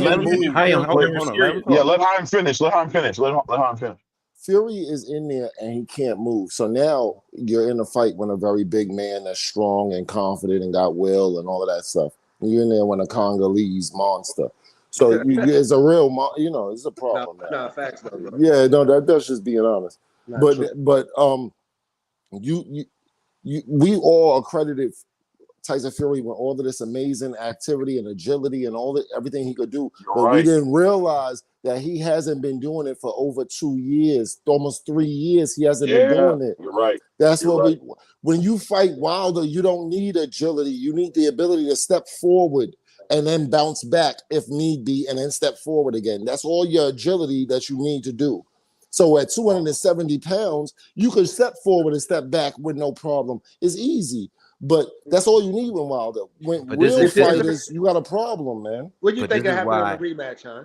Hmm? He get, Say when again. Ngannou, Yeah. Ngannou, Yeah, Fury and Ngannou rematch. What do you think will happen? Fury beats him because Fury learns and he's got a better boxing brain than most people Fury's on the gonna earth. beat him in a rematch Yeah, if they were to fight. Does he Yeah. wipe it? Does he carry him? No. There's no carrier than All You Ngannou. that think he shit is carries dead. him in a rematch? No, No, this he is gives. there's I think no he carrier gives than up Ngannou. on over. I think he gives up on his weight, on his I'm bigger than you thing, and he makes it to where Peppers him Ngannou to has death. to outbox him, and that's where Yes. Ngannou just not gonna be able to compete. He peppers Yeah. him to death. Yes. Right. Yeah, And I he beats think. him. Listen, So, too. the whole carry thing ended No, short. the judges got to that's- look at that fight. That more. Like, second the round judges was are all crazy. he needed to do, even before the knockdown. The second round was all he needed to know, because at that point, Fury didn't figure him out. He won the first round, in my opinion. I thought he won the first round, but still at that point, it's too soon to know where you're going with this fight and what this guy got. And the second round, at that point, I was like, okay, he has a little bit more. He has a lot more than when I expected. And in the third round, I was like, holy shit. It was. This guy's just countered his right hand. Dylan White wasn't able to do it. Derek Chisora wasn't able to do it. Wilder didn't do it with a left hook. He didn't do it. Nobody else did it. What that shows is a steady decline. He's declining. That's what same thing it shows when Dylan White. Yeah. Dylan White getting knocked out by all of these people continuously. He's declining. He's having neurological damage. He's declining. That's what it is. My man Tyson went to Fury is neurological. declining. No, I'm I saying agree, though, bro. the He needs receptors. to Listen, the retire. If he receptors. loses one Listen, more fight, No, You might be right. I ain't gonna hold you. You hold on. might be right. You might be right, bro. Listen. You're The not. receptors in This the his problem brain. with what you're saying though. You're not giving Francis any credit. You're just No, saying that I'm Fury not is saying. bad. I don't That's hate what that way. exactly. That's Wave. baby. Francis is No, I hate fucking. that. Nah, No, I it hate really that. is, Can't though, slow yeah. down. He just got caught. Man, that's fucked If up. Ngannou I had come don't in know. at It just sounded 250, like he you might trying have to make won. me man slow all of a sudden. No. You're like, he getting Wait. old. He can't really move them. Hold on. No, Ngannou fought a good fight, but what I'm saying is, Wade, Right. he wouldn't have got caught with those same punches 5 years ago. 5 years ago, he wouldn't have got caught with those same punches. Yeah. We all know that. Come on, we can man. argue 5 years ago. That's hard to argue that 5 years ago. You know 3 what? He years would have ago. fought him 5 3 years ago. years Wasn't ago. he drunk? Listen, when he Wasn't fought he drunk Dylan 5 White. years No, ago? hold on. When he fought Dylan White, you joking on me. When he fought Dylan White, he wouldn't have got caught with those same punches. I'm telling you, there's a degenerate. Bruh, There's I'm a not gonna lie. degenerative. You I know don't what I mean? even like watching compare Fury Dillian fight. White He's to kind of Tyson a Fury. weird. Like he's kind of No, annoying but you to know what watch. I'm saying. Yeah. No, I just go prefer around. other Go fighters, around. Go like, around. that are interesting to fight or to watch. I mean, like Fury is boring sometimes. Like he wins fight, he's big as hell, but he's not that good.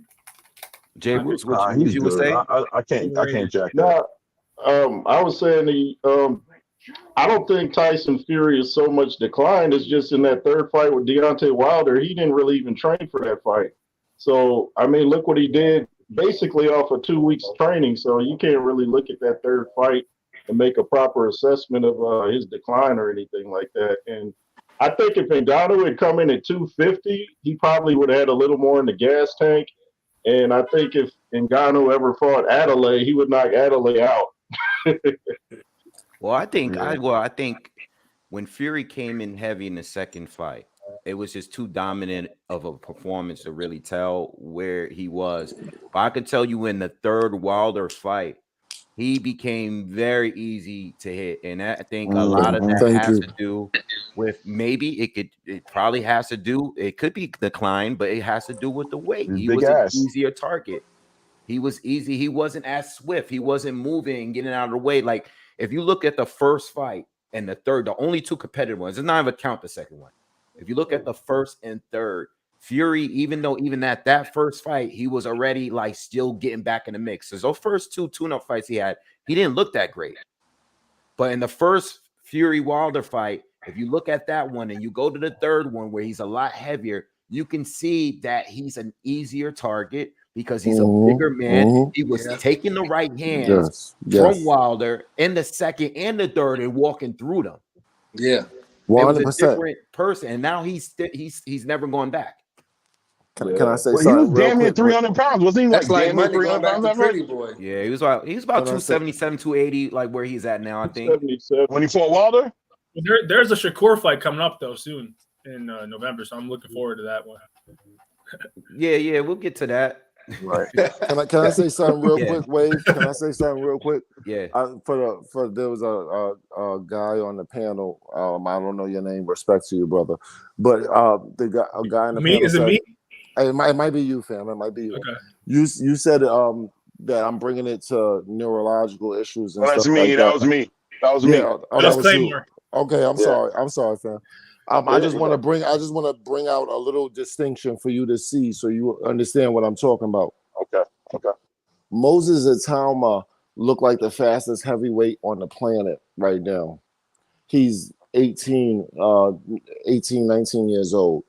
Now we jump because he said he think he could beat any the British heavyweight champ. So now we jump to Wardley versus Adeleye. They look like some sharp customers. They not playing around. They hitting with heavy punches. They serious boys, but they not as fast as Moses and Tama. Now we jump again to the heavyweights, to the real monsters, the real beasts out here. Tyson Fury and Ngannou. They look slow as a motherfucker. Go back to Fury versus Wilder. It looked like a completely sloppy fight. It looked like two complete fools of heavyweights. They don't even look like a real serious fight. If you talking about heavyweight, real shit. No, it's not no Vander Holyfield, Riddick Bowe. It's not real shit going on. So now that's what I'm talking about a decline, a slow decline of the nervous system and everything. If you really on this sport, like I'm on it, you see all of this shit. That's why I could tell you that Zilly Zhang, for some reason, is fresher than most heavyweights because he don't demonstrate these problems. But Joe Joyce, the walking nightmare, the juggernaut, all of a sudden got stopped. This is how we could see it. This is how we peek in and we could pick apart what we're actually looking at. Something's wrong with not Joe Joyce, Zilly Zhang's opponent. What was his name? The Who's big opponent? dude. Zilly Zhang's opponent, the last opponent, Hergovic. There's something wrong with him. We saw him turning away from punches and acting funny in the ring. We could see neurological damage ahead of time. Charles Martin, when he fought Luis Ortiz, you saw the neurological damage in the. You're forgetting the fact that Hergovic was coming off the loss of his father right before. No, I'm not taking that away. I lost my father, so I do understand it. But what I'm saying is he was in the ring completely non-responsive, despondent, like weirdo status in the ring. Charles Martin, we seen him get hit and he didn't know where he was at. He didn't know he was in a ring at all. Right. He got hit and didn't know he was even in a boxing match anymore. We see the neurological damage. Like I see it.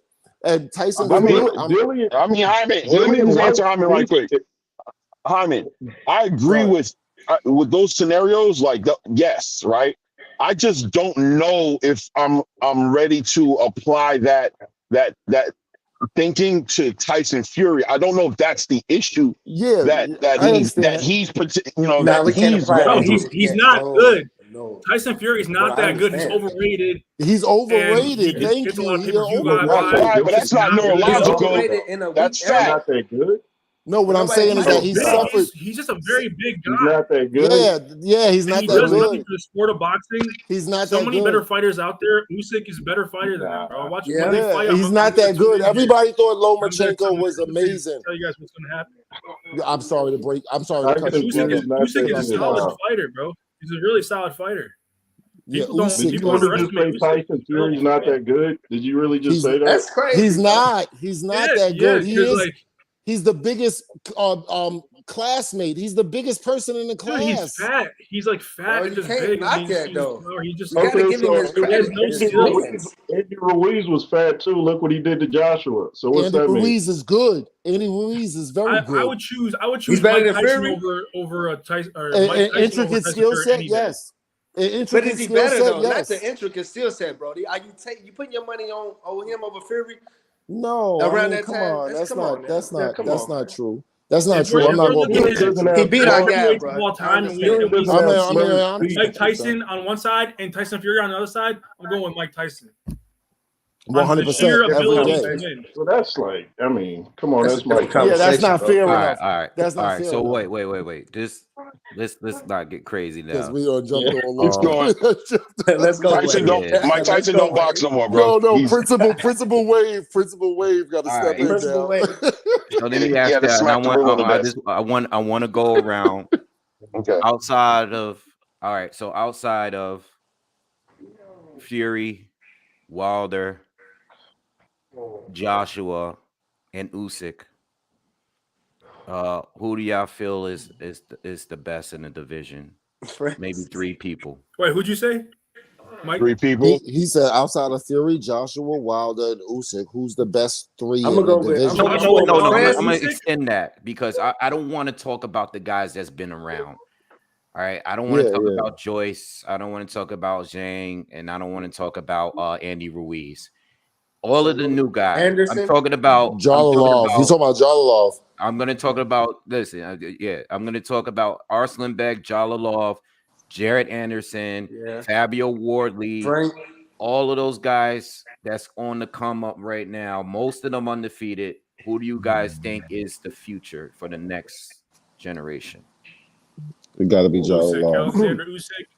Usyk give for the me next 3 guys. generation. You can give me Wilder's 3 time has guys. passed and Fury's time has passed. You said Alexander Wilder, Usyk Fury. for the next generation? Did you say Usyk for the next generation? Yeah, I don't think said he's really. not Usyk for, including. He said not Alexander Usyk. Usyk for next generation of heavyweight boxing. Usyk? For the Usyk. guys that's on the come up, The who are your Ukrainian. top 3? Jalilov.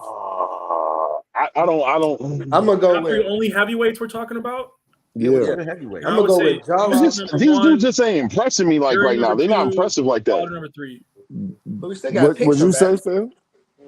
I said top 3 heavyweights: Usyk number 1, Fury number 2, and Did No, not Wilder ask. number no. 3. No. We Talking talking about about new boys. We talking newer about the people. new generation. So new it's boys? Jalilov, Okay. Arslanbek, Yeah, Magmadayev. guys. All right, not the main dudes. If you don't know talking them, about the that's other cool. people. You don't have to. Right. But Okay. if I don't you know. like, all right, for example, all right, I'll give you 3. I'm gonna give you 3. I would probably say Jalilov is 1. Mhm. I would probably say Jared Anderson, Right. and for the third, Frank, man. I was trying to decide if I should put him in that class. Yeah, but how old is Frank? Man, Frank's old though. Frank is old, but he haven't been boxing pro What that Frank? much Frank longer than Sanchez? these guys. Yeah. Get the fuck. Yo, Frank? is listed to be like 30, He's good. I ain't gonna 34 years lie. old. He's good, but he's old. But we Yeah, ain't in the 90s. He can't be the no more. next generation. He can't be the next generation. Come He can on. be you- third, It's fourth on just that like list. it's like Zhang. Zhang ain't been boxing pro that long, but he's old like with the rest of these guys. You know what I mean? Yeah, Jane is a force. But who are you not looking at as far as there's cruiserweights coming up? There's monsters coming up. So who are you not looking at? You feel me? Maybe J.O. Pataya. Maybe J.O. Pataya is the future So of the name a heavyweight cruiserweight division. coming up right now that you feel that is going to be better. J.O. than these Pataya. heavyweights. J.O. Pataya is better than most heavyweights. Right now, I think he beats Martin Bacoli right now. J.O. Pataya is amazing. This guy can fight for real. J.O. Pataya is an amazing fighter. Yeah, but let's keep it. I gotta heavy. look him. I never. He's not He a is. heavyweight yet. I'm gonna be honest with you. I said Maybe I'm cruiserweight. not keep. I said Maybe cruiserweight's coming up. Yeah, who do you think coming is up. Yeah. Who That's do what I you think? said. Who do you guys think is going That's to be why I the didn't buy this champion? fight, because some of the heavyweights are kind of weird to watch. That's why I like watching welterweights more. That's my opinion. So you talking about Itama? You talking about what's his name, Itama? He's a young heavyweight coming up. Yeah, you could consider him. You can consider him. I think it's way too soon for him for me to be able to tell what he could do. Because But his physical right now. ability is raw. His physical ability is raw. He ain't challenged nobody. He ain't been in there with nobody. But he's the type of fighter that you just dump in. You just dump in at the top level and you hope he make it. That's the type of I fighter hope he he is. makes it. Yeah, that's the type of fighter he is. I don't know. I just think the division is super top heavy, and I think at the bottom anything can go. Unfortunately, the fights ain't being made, and I just can't make a decision like that based off what I'm seeing from these dudes because I don't get to see them. I don't get to see them. You know what I'm saying? Like they either dominating everything they touching. I don't get to see the fights that I need to see to be like future. I think the heavyweight division, in my opinion, is in trouble. Period. I think it's just a troubled division. After that performance, do you think he beats any of the top heavyweights right now? Now that he just fought Tyson Fury, I wouldn't be surprised if he beats some of them. Honestly, I wouldn't be surprised. If AJ happens tomorrow, go around. He might beat AJ. If AJ happens tomorrow, I see what's his name winning. I see Ngannou winning. You're bugging. You're Against bugging AJ. out of your mind. He only AJ lost to is a Fury because monster. like Fury. Let's go around. With no chin. Yeah, let's go around. Let's go around. Let's go around on that. Let's go around on that. If he fights AJ tomorrow, No, you should go last, right? You should go last, bro. You already know you're gonna drop some dudes. Yeah, you shouldn't even go first. You should drop it on homeboy right here in the blue shirt first. Get him out. Yeah, get him out the way. Just get him going right quick. Just let him go. Nah, y'all go. Go ahead, blue shirt. What was the question? Yeah, answer the question. No, what was the question? If he fights AJ, the question was AJ versus Ngannou. Ngannou tomorrow. Who wins? Yeah, that was the question. Yeah, like AJ is not. I don't think he's on Ngannou's level. Ngannou has his toughness. He has his strength. He has so much more like tools in the toolbox that he can use during the Jesus Christ. During the fight. I mean, if you think about it, this guy almost beat Fury. Like he almost won. You have a legitimate. He was one judge away. Claim. He was one judge away to winning. You have a legitimate claim, fam. You have a legitimate claim. All right, let's move on. Let's move on. Next. I say Anthony Joshua wins, but I think there will be some iffy moments where he looks like he might get dropped, but I think Anthony Joshua is too busy of a fighter for Ngannou, and AJ's ring IQ is kind of underrated, because once his mind has not quite been the same since his loss to Ruiz, but I think Anthony Joshua would beat Ngannou right now. Next. I think AJ is tough, man, but that chin, he's not getting up. You feel what I'm saying? He's not getting up like Fury showed us one of the greatest chins of all time. We got to give him that. But Joshua's always gotten up when he got dropped. All right. So I'll go next. So you got Ngannou winning. I don't know. Let me flow through it. And my bad. Go ahead. Yeah. Let me flow through it. You're right. Now, I don't see AJ getting up multiple times from Ngannou. I see him boxing. I see him being very robotic. I see him being very calculated with a natural fighter like Ngannou. I think he picks up on it. I think Fury he had more jerky to him. He could time that. He could understand. He wasn't jumping at the feints. I think he stands his ground, and I think he might knock out AJ just off of the shock value and what I seen last night. He's a natural. He's a one of a kind. What do you think, Claymore? I think AJ is supposed to win. All right. I think he's supposed to win, but I do feel like I question the strength of his psychology. Yep. And I wonder if Ngannou catches him at some point, does he go into a shell? AJ 5 years ago, I wouldn't have even been having this conversation. Exactly. Unfortunately, I believe that Ngannou got the heart to push the pace and take whatever comes with it. And I wonder how AJ reacts to that based off of what I've seen with Andy Ruiz. So it's 50-50 right now, unfortunately. But AJ is supposed to win. All right, y'all ready for me? Yeah.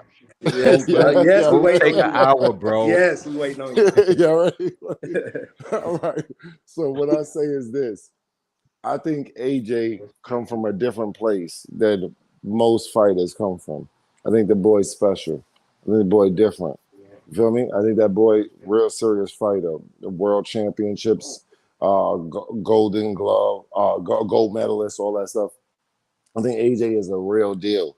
I think the first time I ever seen AJ, what I noticed about him was he's big, he's got size and Bro, all we that don't want to shit. hear a whole. I know, No, but hold facts, on. Who you think is gonna win the fight? Hold on. Yo, Hold come on. You don't on. want Who to hear you that, think is bro. gonna One win? thing I Man? noticed about him, the first thing I noticed about him was his hand speed. His hand speed was ridiculous. I think he destroys most heavyweights on the planet. I think he's by far better than most heavyweights on the planet. I don't think there's 3 heavyweights on the planet that could beat AJ. I don't think it's 3. We know there's one, but I don't think there's. We know 3. it's 2. Oh yeah, well yeah. Yeah, we know it's 2. No, it's virtually is only one. It's virtually one that probably broken, like literally broken. But yeah, but I don't think, know. But go ahead. I think AJ. No problem, brother. So AJ wins. AJ destroys him. Destroys in 3 rounds. In 3 rounds. Destroys him. Destroys him. All right, AJ puts his hands Let's together go, way too Wade. fast. Let's go, Wade. So there's a few key things that I heard from y'all that I do agree with, though, on both ends. As far as AJ, I do have a little concern about the mentality with him sometimes. I think even watching him now in the most recent fight, I think the reason why the fights recently haven't been like so dominant, and I'm not even talking about Usyk. Usyk is dope. He's a great fighter. I'm not even going to take him nothing away from that loss. I think he second guesses himself a little too much. He's a little hesitant. He's more hesitant than he was before. And I think he's improved as a boxer, but mentally, I don't think he's the same boxer he was since the Andy Ruiz fight. So I do agree with that. But at the same time, I do think that AJ would be better than Fury, but I also have to be worried about Ngannou'S. I guess the approach he's going to take might not take a be the different approach he took with Fury. It's going to be a more aggressive approach. Exactly. He's going for the knockout, and Exactly. he's not trying to box with AJ. Exactly. Claymore said one thing that makes a lot of sense. AJ, you start doing flurries at him and you get in his space, he starts clamming up sometime because he doesn't want to get hit. That's an issue. And I think that is what kind of makes the fight a little 50-50 here. If the fight goes down for a few rounds, if AJ can do well after the 4th, 5th rounds, I think he takes over the fight easy in the second half of the fight. Easy, he got it. Yeah. If Ngannou presses him and he can, if Ngannou wins, it's gonna be within the first 3 or 4 rounds. Exactly. AJ is walking into that fight with a chip on his shoulder.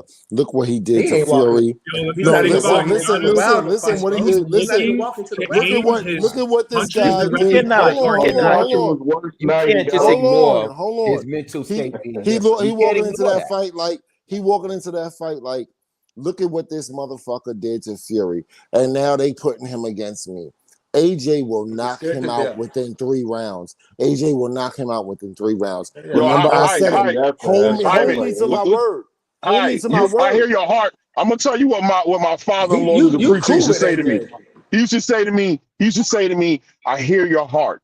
And I really do, because like I said, he's supposed to, right? And that's the mentality he should have.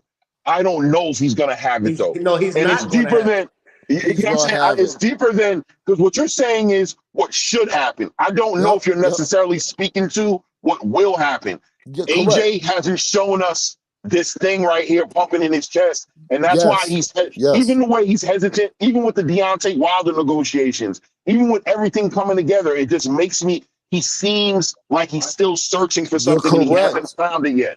You're correct. I am. Did you think he was going to beat Usyk? Say it one more time, fam. Did you think he was going to beat Usyk? Which time? Both times. Anytime, yeah. I thought the first time that he was going to beat Usyk. The second time, I was like, oh no, because Usyk showed his skill set. Usyk was so amazing. I'm an Anthony Joshua fan, and I don't deny it. No, I'm not going. I'm not going to front, sit here and pretend. But from what I seen with Anthony Joshua, he's the complete heavyweight, and y'all don't know it. I agree. He don't have the mentality. I agree with you, by the way. I agree with you. Amazing. I think he's that guy. I think he doesn't know he's that guy. Everything I'm talking about is here. You're correct. I'm not talking about his ability at all. I'm talking about here. No, this thing right here. This is different. It's 95%. Wait a minute, say it one more time, Wave. I'm sorry. I didn't understand that last part. Can you say it one more time? My head right now. Go ahead. I'm listening. Mentally, that's what I'm talking about, AJ. His biggest flaw is mental. His ability. Yes. I've always believed. I was saying years ago that I think he would beat Tyson Fury. I think his style would be the style to beat Tyson Fury when everybody was hyping Tyson Fury. You know I thought he beat Wilder. But years ago, I said he gonna get Wilder. I think he beats both of them. He's supposed to. But to Wave's point, Wave is saying his mentality is the problem. And I do agree with Wave. He do got some problems mentally he got to clear and whatever. But what I'm saying is this nigga's a sleeping giant that's going to clear those problems. Yes. And he's going to walk out and destroy everything. Ivan, so you're admitting it. You're saying you're not. You're talking about. You're saying he's soft. You're saying he's gonna work through these problems, and the guy who works through the problems, that version of him is the one that you're betting on beating Ngannou. Yes. So the question is All right. So let me ask you a second question. Has he worked through those mental problems as of today, as far as you're concerned? Today. Okay, I'm gonna give you the answer. As far as today, working through Ngannou problems, yes, that's already done. That's not the problems that Anthony Joshua is concerned with. He's not concerned with Francis Ngannou problems. I don't agree, but I'll accept that. Okay, but I don't agree. I don't think he's worked through those problems yet. All right, hold on. Look, real quick. Ngannou against Wilder. Let's go around. First of all, I got Wilder. I think that fight is a block, like right off the rip. I know what God did. There's no decision in that, in no way possible. 2 million pay-per-views, bro. 2 million pay-per-views. But listen, I just want to ask one thing before we get off the subject. When did Anthony Joshua get a glass jaw? I don't know. Yeah, I don't know where that came from. When did that happen? I don't know. Klitschko gonna hit him. Klitschko hit him right on the chin. He always got up. I'm gonna be quiet. I'm sorry. I'm gonna be quiet. Yeah, I just want to ask that question. No. It's a myth. It's just a narrative that's been pushed. Yeah, I don't know when it happened. I know what God did. I know what God did. That's the worst night he got up. I know what God did. That's all I know. And I'm telling you, God didn't do that. Giving too much credit to Ngannou. But you know what? Since you asked that question, because he decided to take that fight with Fury. That's why he's relevant. If he didn't take that fight, no one even knew about him. Do you guys feel that Devin Haney has a glass jaw? No. That never happened. It's been pushed. No, he doesn't have a glass jaw, but he didn't go down the way. He didn't go down the way. He ain't go down. Yeah, but you get caught with a punch. That's bullshit. Come on, that's bullshit. Why you gonna say he got a glass jaw? Because he got caught with a good right hand? Yeah. And what? He wobbled a little bit. So what? That's bogus. That's bullshit. Yeah, he doesn't have a glass jaw. But I don't know if he's. I'm gonna say like this. I don't think. First of all, I want to go on record. I don't know. I want to say I don't know. I don't know if Devin Haney has a glass jaw, right? What I'm going to say is how many times, and I got to really think hard. I'm sure somebody in the room going to check me and get me up to speed. How many times has his jaw really been tested? And out of the times it's been tested, how did he react to it? All we got on record right now is the fight with Linares. Devin Haney got tested during the Lomachenko fight. Yeah, Loma test?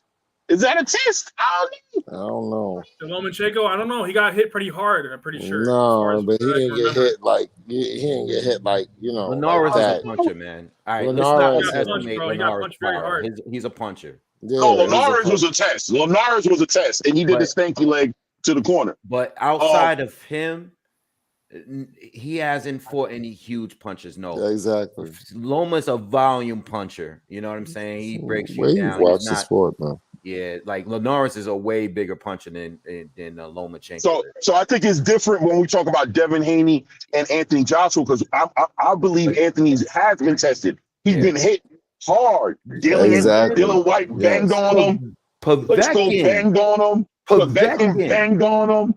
You know what I mean? Broke his nose right away. And he had to fight through the broken nose. Right. So it's a different conversation. The Devin we don't know. Anthony we know. Yeah, we know with Anthony Joshua. But they don't know who Anthony Joshua is. They don't put credit on his name. They don't really understand who the fuck you're talking about when you talk about Anthony Joshua. Deontay Wilder. He don't know who you're talking about. Listen, Deontay Wilder. Let's go back to the question. Go ahead, I'm sorry. I'm sorry. Wilder and Ngannou fights next. Who's winning that fight? I got Ngannou. Knockout. Wilder by decision. Wilder by decision. Nah. You doing some burpees? Okay, my bad. You're right. Okay, let me get it out there because you're going to be long. I'm going to give you. Hi, man. I'm going to give you the stage. I'm going to be quick. I'm going to give you the stage. I know you got it. I know you're going to explain it, and I want to hear the explanation. By the way, I like explanation. By the way, I'm not even mad at you. I know everybody like, yo, I'm liking it. So don't slow down for me. I'm good with it. So I think, believe it or not, believe it or not. All right, thank you. First of all, Deontay doesn't like to fight. He's chilling a lot. I don't know how good that is for him. I don't know him not being in the ring, how good that is, number one. Number two, this man has just begun to evolve, and I think he's a stubborn evolver. He really just depends on that right hand. I think Deontay, the way he fights gives Ngannou opportunity to stop him. He's not a safe guy, in my opinion. So right now, if they were to get in the ring right now, I think there's a good chance Ngannou could sleep him. I think Deontay could serve himself.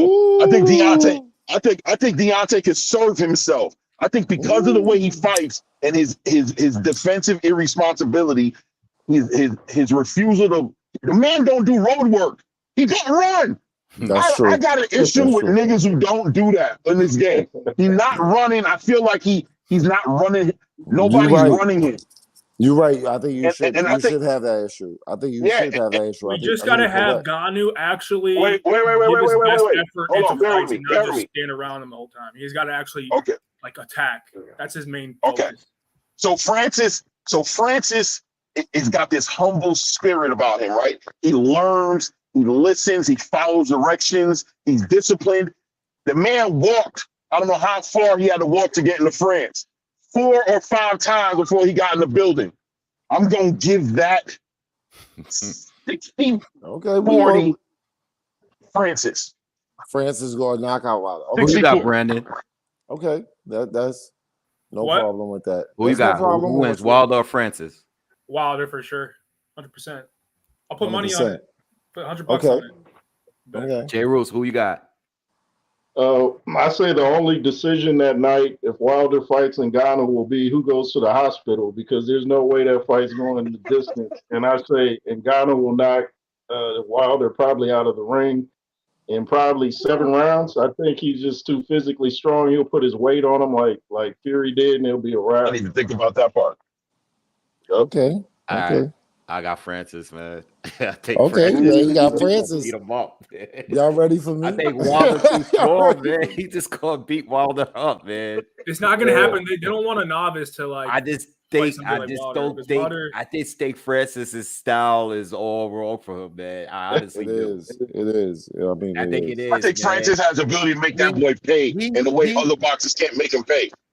He's gonna. Not gonna lie though, he exposed. And by the way, let's be honest, guys. Everybody here watches boxing. Y'all know we've seen way less boxers touch Deontay's chin, and we've seen him do the stanky leg back to the corner. He has done this multiple times. 100%. What about the Gerald? What's his name? Gerald Washington. Even my Haitian brother shook him up a little bit. You know what I mean? For 5 rounds straight. He shook him up. and Across the board, and Ortiz took him up too. Ortiz had him doing this thing. He been there before, bro. I don't think, man. Listen, bro.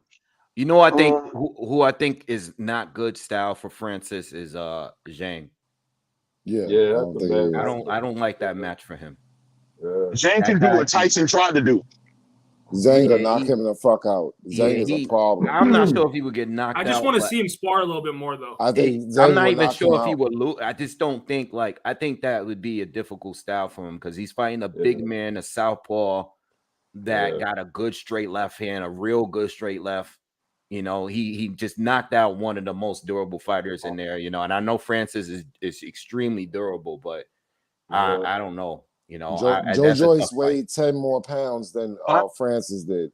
Joe Joyce, and honestly, Francis is really not known to be that durable in real life.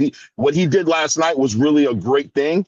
But if you watch his MMA career in UFC, you know, one of his issues has always been his cardio. Yeah, it's fatigue more than anything. Stamina, yeah, right. Stamina. Yeah, I think but he showed last night. He showed stamina. I was impressed. I was impressed with him last night. He showed. He did show it. I like Andy Ruiz's chances against him too.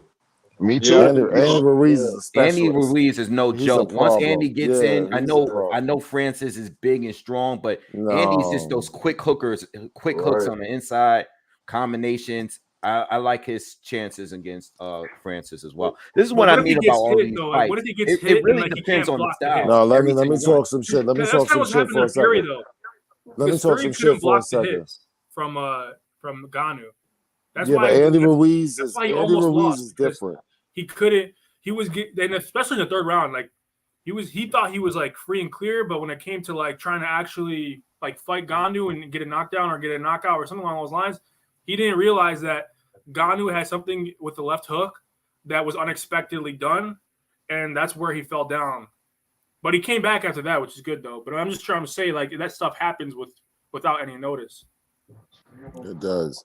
But Andy Ruiz is a special candidate. This guy is a special guy. He's not the average fighter that you walk up to. What Andy Ruiz is a fighter that can throw a 4-punch combination on you, and he could put power on the second punch and the fourth punch, not the first or the third. This guy is different. This guy is really, really special. Like, you don't see fighters like this anymore. Andy Ruiz is old school special badass. He's a whole different animal than what you expect. People sleep on him, bro. That's why I want to see him fight Wilder so bad, yo. You look at this fat fuck across the ring from you. You think it's an easy day. This motherfucker shocks everybody. Yo, he fights like somebody. When you see him fighting, you see that he's been boxing since he's been 7 years old. Yeah, exactly. You see it, and nobody else brings that in the heavyweight division. No, this guy. You see amateur fighting. You see amateur fighting. You see a lot of coaching. You see a lot of experience. You see a lot of IQ. They sleep on that boy. They sleep on that boy. Do you think he beat Joseph Parker years ago? This boy, he beat Joseph Parker. Yes, but listen, he did. Fuck Joseph Parker. He went into the ring as a 16-year-old kid and beat Evander Holyfield. This guy is a whole different. That's a fact. I didn't even know that. That's a fact. That's he beat crazy. Evander Holyfield at 16 years old in sparring. Just like the Pernell Whitaker Mayweather conversation. The same thing. Andy Ruiz is exceptionally talented. This guy is one of the best fighters you've probably ever seen as far as his inside game and his ability to let his hands go. He get close to you as like a grenade went off. This guy is for real. He can let it go. He let the hands fly. Yo, real quick. People talk shit about him. They got to be crazy. They don't know who they talk about. As far as good, they're here changing my time. As far as Deontay is concerned as well, oh man, I don't want to start. I swear I don't want to start tearing this man down. I do not want to do this. All right, I don't. But I do believe that everybody's very high on Deontay Wilder because of it, and I'm high on him for what. I'm high on him for what I feel I'm supposed to be high on him for. But when they talking about boxing and boxers, he just doesn't come up in that conversation for me. He just doesn't come up in that conversation, and he hasn't fought. Anytime he's fought somebody nice, I think the most impressive fight he's ever had that I give him credit for being a great boxer was against. Is it Victor Ortiz, by the way? It's Victor, right? Victor Ortiz, right? No, you're listen, Deontay Wilder, with respect to what you're saying. About the Go He ahead, fought Wade. Victor Ortiz, right? There's so many Ortizes. Luis, my bad. That's it. Luis Ortiz was the most impressive. The second fight was the most impressive I've ever seen him boxing wise. The second fight? The second the first fight he got beat up. How could you say the second fight? The first fight was better to me. The second fight, he didn't even fight. Yeah, he knocked him out. He gave up with that straight shot. You said the second fight. Yeah. The second fight, he lost every round until he. Yeah, that's what I'm saying. Thank you, Wade. All right, but I mean, I agree with you, right? I agree with you now, but I do feel like he was just trying to set him up for that shot the whole time. That's why I don't feel like the first fight, I feel like Luis was getting in his ass, bro. I feel like he just did what he did. I just feel like the second one, he didn't look bad. I did see him lose all the rounds, but I feel like he kind of did a Gervonta Davis where it was almost on purpose. Like, I'm just waiting on this shot. He didn't. I felt like he was smart in the second fight. I don't know. In the second fight, I feel like he was being smart. My bad. You know what I'm saying? I feel like he did that on purpose. I feel like he did what he was supposed to do. No. The second fight was one of Wilder's worst performances.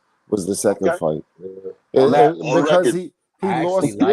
He lost every round. I actually like Wilder in the first fight with Ortiz. To be honest, I did. Yeah, the first fight. Yes. Shocked that because up into that fight, I went there that night, and up into that fight, bro, I was just surprised. Like, he actually fought patiently. Like, he did the same thing as he did in the second fight. Maybe but in the first fight, he fought back up into the knockout, you know? And I know he got hurt, and I know the ref or the corner gave him time and all of that. I'm not dismissing, I'm not arguing any of that. But he was fighting, he was boxing, he was being patient with the guy that I thought was more experienced, being that Cuban southpaw. He was at his prime at the time, even though he was older. Yeah. I just thought that. Which one did he get buckled in? Did he get buckled in the first one or the second one? The first one is where he almost lost his whole life in the first one. The first Wilder was over. But Wilder's career was over in the second. Hold on. The second one, he didn't try to win a round. He didn't throw at all. He waited the entire fight for that one shot. Right. That's what I'm saying. I just didn't. I don't think it left a sour taste in a lot of people's mouth. Like, but he sucks. He owned who he was in the second one. Like, he was honest with himself and said, "This is who I am." The first one, he got out his lane. He tried to be something he wasn't and almost got slept. I don't know. I just looked at it a little differently. Like, I just felt like he was honest with himself in the second fight, and he won the fight the only way, in my opinion, he could win the fight. In the first one, I think he thought he could box. And he got checked. Like, boy, you can't box. That's not what you're supposed to be doing. I don't know if that makes sense. I might be crazy. No, I mean, listen, we all look at it a different way. I think the one bad fight he looked bad, like terrible in, was against the Polish dude. When he fought him out here in Brooklyn. I know what you're talking about. The one he almost killed? Yeah, the one he almost killed. What the fuck? He was bad in all his fights. I ain't gonna lie to you, bro. Until he wins, he be looking bad. That was Spilker. At that moment, I was like, nah, he's trash. He's done. I can't watch this guy. I ain't gonna lie to you. He got outboxed for 7 rounds, yo. Bro, that was terrible, man. This dude was doing at that fight. I was like, because there was other fights like the Gerald Washer fight where he looked bad, but the Spilker fight was like, yo, Spilker was winning to me, man. Yeah.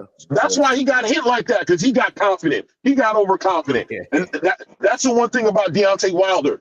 He's dangerous the whole fight. Word. Like, any given Sunday, he can catch you. That's what got him almost killed, because he got hit with a shot that he shouldn't have been hit with. But what I'm saying he hit that kid so hard, his whole head almost went around him.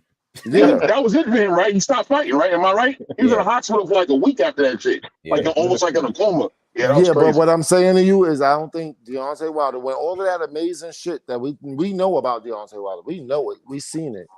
I'm telling you, his right hand doesn't extend to the echelons of the elite heavyweight division. The elite level of heavyweight division, people get dropped by his right hand, but they get up from it. He ain't all that everybody said that he is. Stop drinking the fucking Kool-Aid. We just saw Tyson Fury get exposed. Stop drinking the fucking Kool-Aid and believing that these people are bigger than who they are. I know, but Deontay hit hard, man. Come Deontay on, Wilder man. he hit hard. Great. He's 217 pounds. Zilly Zhang is 280. Pay attention to what's in front of your face. It's not so much Wilder's punching power as who he's hitting. It's his resume. No, it's not his resume is shit. So now now his resume is trash. So it's could he knock out George Foreman? David Tua? Nah. I ain't gonna lie. This is the first room I've ever been in that's been on point with Deontay Wilder. I get shitted the on fuck out of here. I get trashed. Talking this tough guy shit. Listen, this motherfucker's not built like that. Yo, calm down. Easy. Calm down, bro. No, I'm giving props to the room, by the way. I'm saying this room right here has been the most honest, I think, on Deontay Wilder. Like any other room I go into, if I say I get devastated, bro. I get I leave the room. I get like I don't know boxing. Niggas be wilding on the kid over that Deontay Wilder boy, bro. It be ugly. It be ugly. It's like my eyes be popping my head. I don't even know. It's like even if I'm wrong, how wrong? I'm that wrong? I don't know. I gotta watch him again and again and again. This is what I will say about Wilder. This is what I always said about Wilder. I think Wilder, from a technical standpoint, yes, he does a lot of things wrong and stuff. I think what I will say is the reason why he's won against the fighters that he's beaten, and I still think he will beat some other guys, is because I think even though he doesn't do everything right, it doesn't look good, I think he knows how to fight these kind of fighters that are better boxers than him. Fair enough. He's a very athletic fighter. He has a big right hand.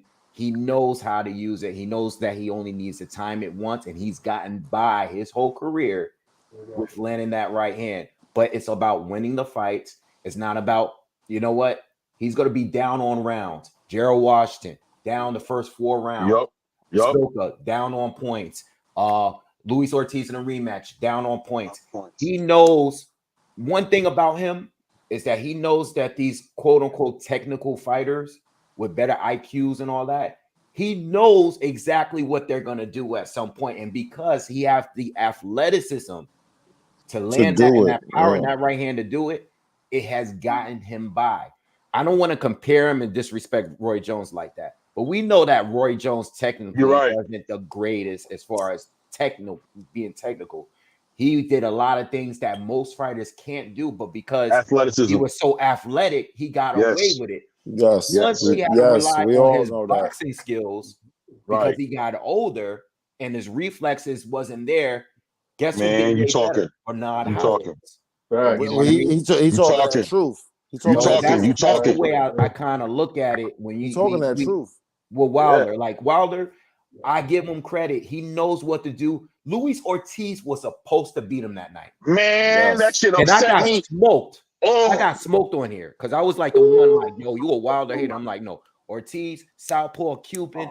Wave, you talking that shit right now. Yo, I'm telling you, I'm gonna talk it with y'all. I'm telling you, he's supposed to win, but Wilder knows what to do. At some point, he's gonna figure it out. And Ortiz wasn't disciplined enough. Ortiz was on that bullshit. He could have won that. He lost that fight. He lost that fight, bro. He wasn't supposed to lose that fight. He lost that fight. He felt like I can knock this dude out. And you might have been a little right, but you was winning, bro. There was no reason to be up and exchanging with him like that. Let me interject, brother. Because what you said was legitimate, and I think it was correct. You said that Wilder was supposed to lose that fight. So let's say that Wilder actually did lose that fight. Let's say that he did lose that fight. Now, how amazing does Fury really look? And now it brings us back to the talk of the day. Ngannou was able to come in there and expose him because Fury fell a few steps before, before the hype and all the bullshit. Fury has fell a few steps from that hype. So now, a few steps from that hype, Fury isn't that good. Everybody's still continuing with that hype. That's how you get the Ngannou. That's how Ngannou occurs. It's because he was bullshit all the way back when. When we go back to Wilder and Ortiz, that's important about tonight. Last night. It's important. What I was saying. No, I'm not misunderstanding. What I'm saying is I'm connecting different dots. I'm not misunderstanding. Yeah, I don't think he's misunderstanding. I think he's going. I'm going over your point. No, but as far as when I say he was supposed to let Wave say. Go ahead, Wave.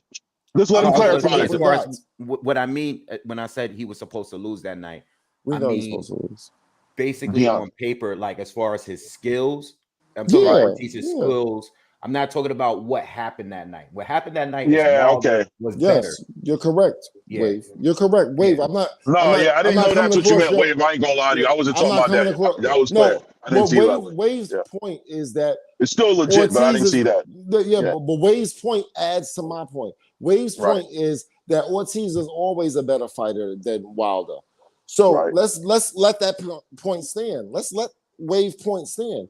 Now, moving forward, Wilder still didn't have his shit together, and now he's fighting Fury. Now Fury's getting all this acclaim for how he beat Wilder, but Wilder never had his shit together the whole way through. The only time we seen Wilder use a jab was against the Vern. It's agree. over. It's over. I agree with what you're saying right now. Wilder been a liar the whole time, and Yeah. then Tyson Fury piggybacked off of it. He saw the weakness and he exploited it. He exploited Wilder. So now we looking at Fury. We looking at Fury like, oh, Fury's so amazing. Fury's so this. So he's Fury's back. so that. He's back. He's garbage. He's unbeatable. Right. He's hiding. Fury was hiding in plain sight, and nobody else noticed it. I noticed it. I know that Fury legs is not under him no more. I think he's not the real soldier that he say he is no more. I think with hindsight, I feel where you're coming from. With hindsight, I see what you're saying. With hindsight, you know what I'm saying? I said it before it happened. Right. I mean, it's matchmaking plays a lot of part of what y'all saying right now. It's matchmaking. Yeah. You know, and what happened is we talking about Fury, by the way. Fury's matchmaking. Okay. Wilder was and his team was cherry picking at that time. Fury was not so good at that time. He wasn't supposed to be as good as he was in that first fight. Correct. I picked Wilder to win. Everybody. You talking about between Fury and Wilder? Wilder wasn't supposed to be that good. Wait, hold on. Let me just ask Wave right quick. You talking about the first? You talking about the first fight between Wilder and Fury? Wilder wasn't supposed to be that good. Is that what you're saying? No, Fury wasn't Wilder supposed and Fury. Fury was just getting back into the game. Exactly. Even the part I remember, I'll never forget. Remember the first time Fury showed up with that suit. The first time he showed up, with the suit, ugly ass money suit. The fact that he showed up at that first presser that slim and fit compared to he was in his other two fights, I was like, oh, Fury's not playing. He's back in shape. But he was supposed to be a cherry pick because he didn't look that good on those first two. I can't remember the two guys he fought. He was supposed to be a cherry pick for Wilder. Fury and right, Wave. I just want to be clear. For Wilder. Okay, Fury go ahead. My was bad. a cherry pick at that time. Okay, go ahead. Yeah, because Fury wasn't even at that point. Fury wasn't the Fury. Remember the Fury that stepped to him in Brooklyn? And he had already beat Klitschko, and they had to face off and everything. And everybody wanted to fight. At that time, they didn't want to make the Fury to fight at that time. Now, I know Fury went on to retire and all that. So that's on him. I'm not blaming anybody for Fury and what he did. But what I'm saying is at that time, Fury was the man coming off of the Klitschko win. And Deontay Wilder and his team, they didn't want the fight at that time. They didn't want the fight. Fury wanted the fight. Wilder didn't want the fight at that time. They wanted Anthony Wilder didn't want the Klitschko fight either. And I'm not, maybe not him specifically, but his team, they didn't want the fight at that time. You know, it took time. They wanted to keep building, and they pushed this narrative like everybody was ducking him. No, they wanted to keep making Wilder improve throughout the years. Right. You know what I mean? And I think they wanted to protect the Anthony Joshua fight bad. They really wanted that bad. They really tried to sleep on Anthony because they thought he was soft because of how he is. And I ain't gonna hold you, he might be soft, man. I don't know, bro. I don't even know. Like, I mean, I'm talking about heart shit right now. I'm talking about just mentally in the heart, he might be soft. But I knew they were trying to protect that, and Fury was definitely going to get in the way of that shit happening at that time. For anybody who was managing Wilder, who was directing his career and trying to have him go in a certain direction, Fury was not going to be a good thing in that game plan for Deontay at that time. Not at that time. A lot of fighters wasn't. There a lot of fights they wanted to keep making them develop. But I do agree with Chaim what he said. he had the time to improve on these things, and he didn't improve on because he kept winning based off that one punch. Yeah, my And bad, even though Hyman. I'll play with your even name, with the dog. Fury I called fight, you Hyman, nigga. That's crazy. Your name is Hyman. That's crazy. Go ahead, my bad. That's wild. My bad. Extra violation, though. Crazy. When I think about what that word means, I'm bugging. That is not your name. Get that out the way, because you're gonna watch this back. You're gonna be like, yo, this nigga all day was calling me fucking Hyman. So you also see this part. Well, I apologize. Go ahead, my bad. yeah, no, I was just saying, like, yeah, he had time to improve, but he kept winning based off the punch, and that's what happens, man. And it wasn't until the rematch. It's kind of like the Spence situation, you know, where Spence losing the Bud. It's like, it's no way. People were so like shocked that he lost the way he lost that it had to be a reason behind it. Yeah, You know what I mean? there We was no blame the reason. We coach. didn't watch. We We blame didn't the That's watch Mike another Ward. We conversation. blame the Oh my costume. God. Yeah, we've been watching. Don't get us into that. Oh We've my been watching the God. sport Yeah, too no, I don't want to get long. into that. I don't. No, Yeah, don't Not get do us it. into that, because that's let's gonna not be get into bad. that. That's That's gonna be just bad. another But chapter of BS yeah, and bullshit. but I I would just feel wanted to say, that I knew for a while that Tyson Fury was lying. I knew. I was paying attention. I knew this motherfucker's lying. He's not really that good. he's And not him. sure enough, because he's just not. Like, if you know the sport of boxing, you know what's up, what's what. And I'm telling you, I know the sport. I knew that he was lying. I was waiting for this shit to happen. I thought it was going to happen against a more credible opponent. It just ended up happening with Ngannou. But I knew he was going to get exposed because I saw the third Wilder fight. If you see the third Wilder fight, you realize that this is a fight between two sloppy heavyweights. These are not men that are on point. They're not as on point as Adeleye versus Wardley. The third Wilder fight is not as on point as Adeleye versus Wardley. These are two fighters trying to snatch each other head off, doing the best they can, and they in prime condition, and they big, and they strong, and they young, and they ferocious. This is a fight. I knew that's why I ordered this pay-per-view. I didn't give a fuck about the the Fury and Ngannou fight. All I cared about was the Wardley Adeleye fight, because I knew that fight was going to show me more than this fight shows me. And now when Moses Atama saying that he would beat the winner of that fight, Wardley Adeleye, Moses Atama saying I beat them, and I'm looking at the sizes of the guys. Do you think do you think Moses? I'm gonna get to that. I'm gonna get to that in 2 seconds. All right, because I want you to, because we want to go. Give me 2 seconds. Give me 2 seconds. Give me 2 seconds. What I noticed also was that everybody's 6'4", 240 pounds. Everybody is 6'5", 240, 6'4", 240. Every single heavyweight, top level heavyweight, is 6'4", 6'5", 240. I'm telling you, we right there for some real shit to occur.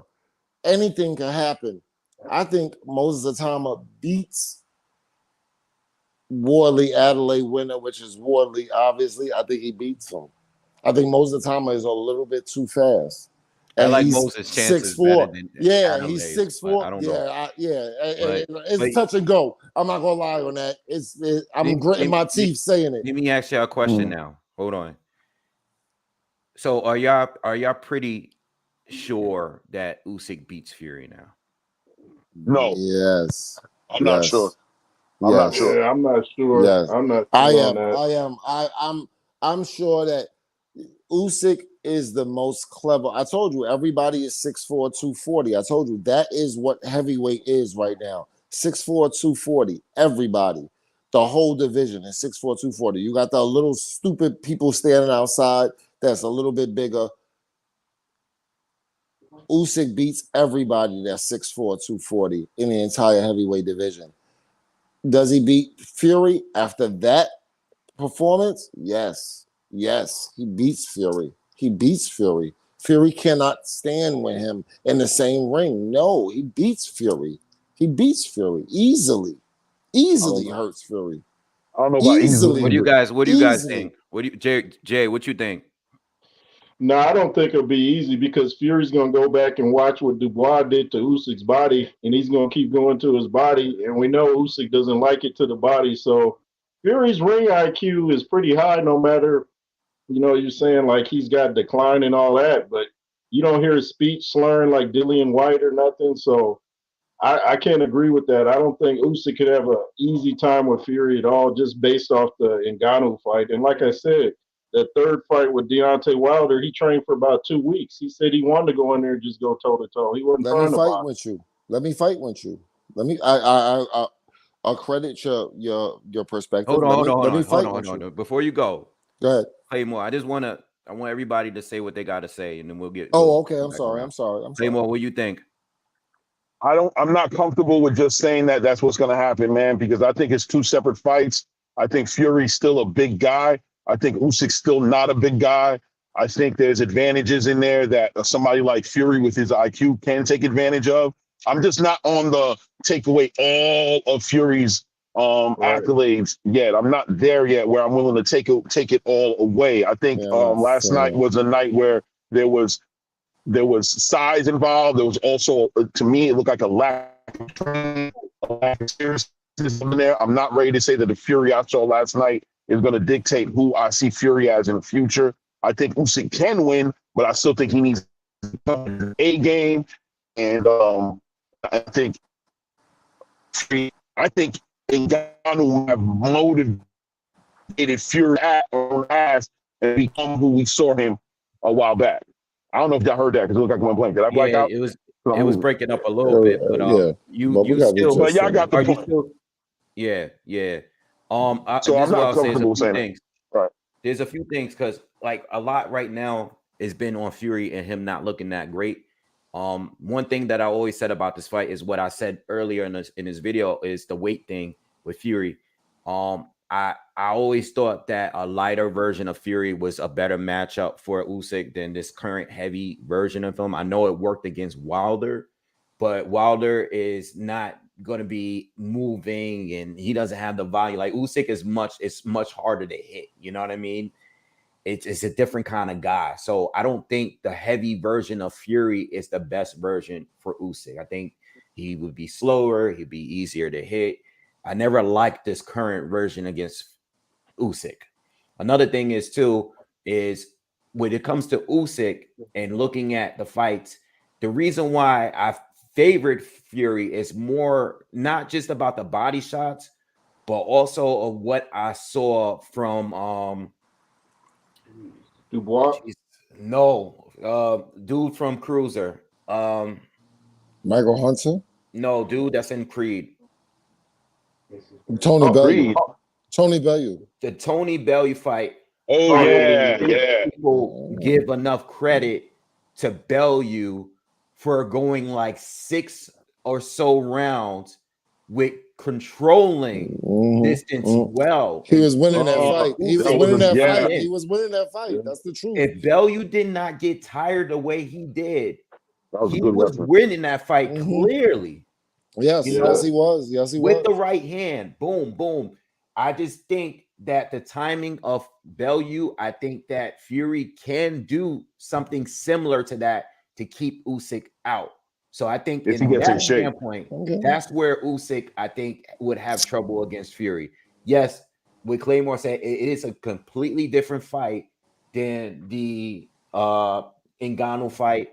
And even though that performance did make me feel like Usyk has a better chance, it's still a completely different fight. And I also think Usyk could be weak to the body. He could be weak to the body if Fury decides to go there. But it hasn't really made me change too much after that performance. I mean, like wow, yo, Usyk definitely wins now. Like, not. I don't think it's that simple for me. I think Usyk wins the fight off of the first round of the Anthony Joshua fight, the first fight. That speed, that accuracy, what he did to Anthony Joshua, and just so we clear, Anthony. Did he break up Usyk, or am I out of there? Can you hear me? No, I can hear you clear. I don't know where Chaim at. Is he there? Yeah, you hear me, fam? You don't hear me, Claymore? Oh, I didn't hear him.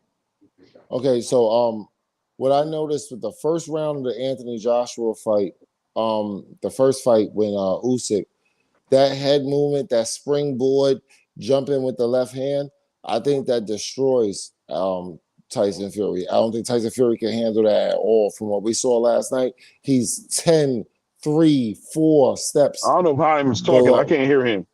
I'm just saying. I'm sorry, fam. He's still here. He's still here. You hear me? Yeah, I can hear you guys. I hear you clear. I can hear you, all you. I don't hear him. Oh, my bad, fam. I'm hoping you hear me a little bit better now. I'm trying to Okay, talk yeah. louder. I completely hear you now. Yeah, you're good. Yeah. What I'm saying is that I think that springboard energy that Usyk brought to the first fight of the Anthony Joshua fight that Usyk brought there, I think that alone beats Tyson Fury.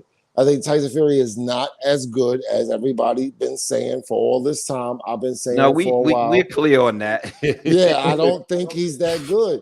So I think he gets outboxed rather easily. That's what I'm trying to say. I think he gets outboxed rather easily. I think Usyk, I think the athleticism and the his stamina, his condition is insane, man. I mean, there's points that if you really watch, there's points in the fight he does take off. There are points, but he's so overwhelming. By the time he's taking a break, you're probably taking a break too. You're not even taking advantage of the fact that he's taking breaks. So when he's taking a round off, you're not going to get 2 rounds in a row where he's taking it off. Right. Whatever round you win, it's like AJ. There was that in the second fight. There was that round, like I don't know if it was like the 8th round, was a big round for AJ where he caught him with some big shots and he was coming forward and he was over Usyk. And then the very next round, Usyk went crazy. Crazy. That was the 9th round and 10th round. AJ just did times 2. Yeah, exactly. And it's like, that guy Usyk, even with his age, he's so like fight ready, and like his training and preparation is so insane for a heavyweight. Him being a smaller heavyweight and him having the feet, the footwork, and the speed and the volume punching and stuff, it's just too much. And that's what I'm saying with Fury at this point. It's gonna be, I don't know how the fight would go, but it's a hard fight for Fury. It's a hard fight for anybody. I think, I agree. And he doesn't even get enough credit for his durability. He's been fighting heavyweights, taking clean punches. And Daniel Dubois, the shot to the body, I'm not going to debate about that shot all day. But what I will say is, outside of that, ain't nobody really hurt. We have to go back to better BF and the damn amateurs. And him getting knocked down from that shot. If we try to talk against what you're saying, Wave, trying our hardest to talk against what you're saying, trying our hardest, we know that Evander Holyfield is the most decorated heavyweight champion in the world. In case y'all don't know, he's the only heavyweight champion that gets a 4-time heavyweight champion. He's the monster. He's one of the most decorated, and he's a smaller guy. And I hate to accept that and say that that's the truth, but there's no heavyweight that's big, got to what Evander Holyfield has accomplished. And we really know it's 5-time heavyweight champion because they robbed him with the Valuev decision. So the smaller heavyweights, for some reason, seem to last longer and be able to do more than the larger heavyweights. This is the truth when you look at it historically. Chris Bird. Yeah, when you look at it historically, when you really stand back and line up all the heavyweights and see who's best and who's who and who did what, Evander Holyfield stands out in front of everybody. And he's the smallest of the heavyweights. He's a little guy. Him and Floyd Patterson are small guys. How is this possible? The monsters in the land of the giants, these guys are, they done different. They done different. And you got to admit that and say, damn. George Foreman used to say a guy 6 feet tall will clean out the division. And if you go back and look at Deontay Wilder's amateur fight, he got stopped by a guy that was 6 feet. So, all these people talking about height. The 2 people that Lennox Lewis lost to were both 6'2", because they're right where they're throwing is right at their chin because they're so tall. So Thank you. You don't have to be 6'9" to be a great champion. Them dudes, you're actually at a disadvantage. Like Emmanuel Stewart used to say, once heavyweights get over 6'5", they're kind of clumsy. So I mean, the age of all these super tall basketball NBA heavyweights, they can get like stopped Michael by Grant. Yeah, exactly. Michael Grant was exactly. one of those guys. He was tall. Yeah. Yeah, you don't They know. trying to, I mean, he had some decent fights, but yeah, these really tall guys, slow. Who's the Russian guy that they robbed Holyfield with? The big Nikolai Valuev. Yeah, Nikolai Value. Yeah, Nikolai Valuev. I remember. They're big and they slow and robotic. Because his family wrote letters to the board to make sure they robbed him. Evander Holyfield's family, his daughters and wife, wrote letters to the board to make sure that they robbed him for the Nikolai Valuev fight. They were working against Evander to make sure that he wouldn't win that title. Because they knew if he would have won that title, he would have kept going on. David Haye fought that guy, right? David Haye fought him and beat him. And that's when the WBA championship was unified with the Super WBA championship was David Haye versus Klitschko. Yeah. That was the fight that unified the championships. Right. And then the WBA decided to split it again. I remember everything. I was right there with you, Wave. You been talking like I'm your stepbrother. I'm right there with you, nigga. I was gone for a minute, and just in case I'm gone again, this shit was mad fun, bro. Y'all. I mean, except for the boy with the blue shirt. Look like you was on the road. Yeah, I am. I'm on the road, man. But boy, the blue shirt was throwing me off. But other than that, though, this shit was classic. Yeah. I loved every minute. I hope I could do this again one day. Good people, fam. Good people, fam. I'm about to get on out of here, though, guys. Man, I hope you guys have the great rest of the day. And I don't know what fights are coming up this week, but don't worry about it, Wave. I'm coming to bother you. I'm coming to bother you either way. Don't worry about it, Wave. Yo, y'all have a good day, man. Thanks for joining us. I'm on that energy, man. Yo, respect. So much knowledge. Respect. Salute. So much knowledge. Thank you.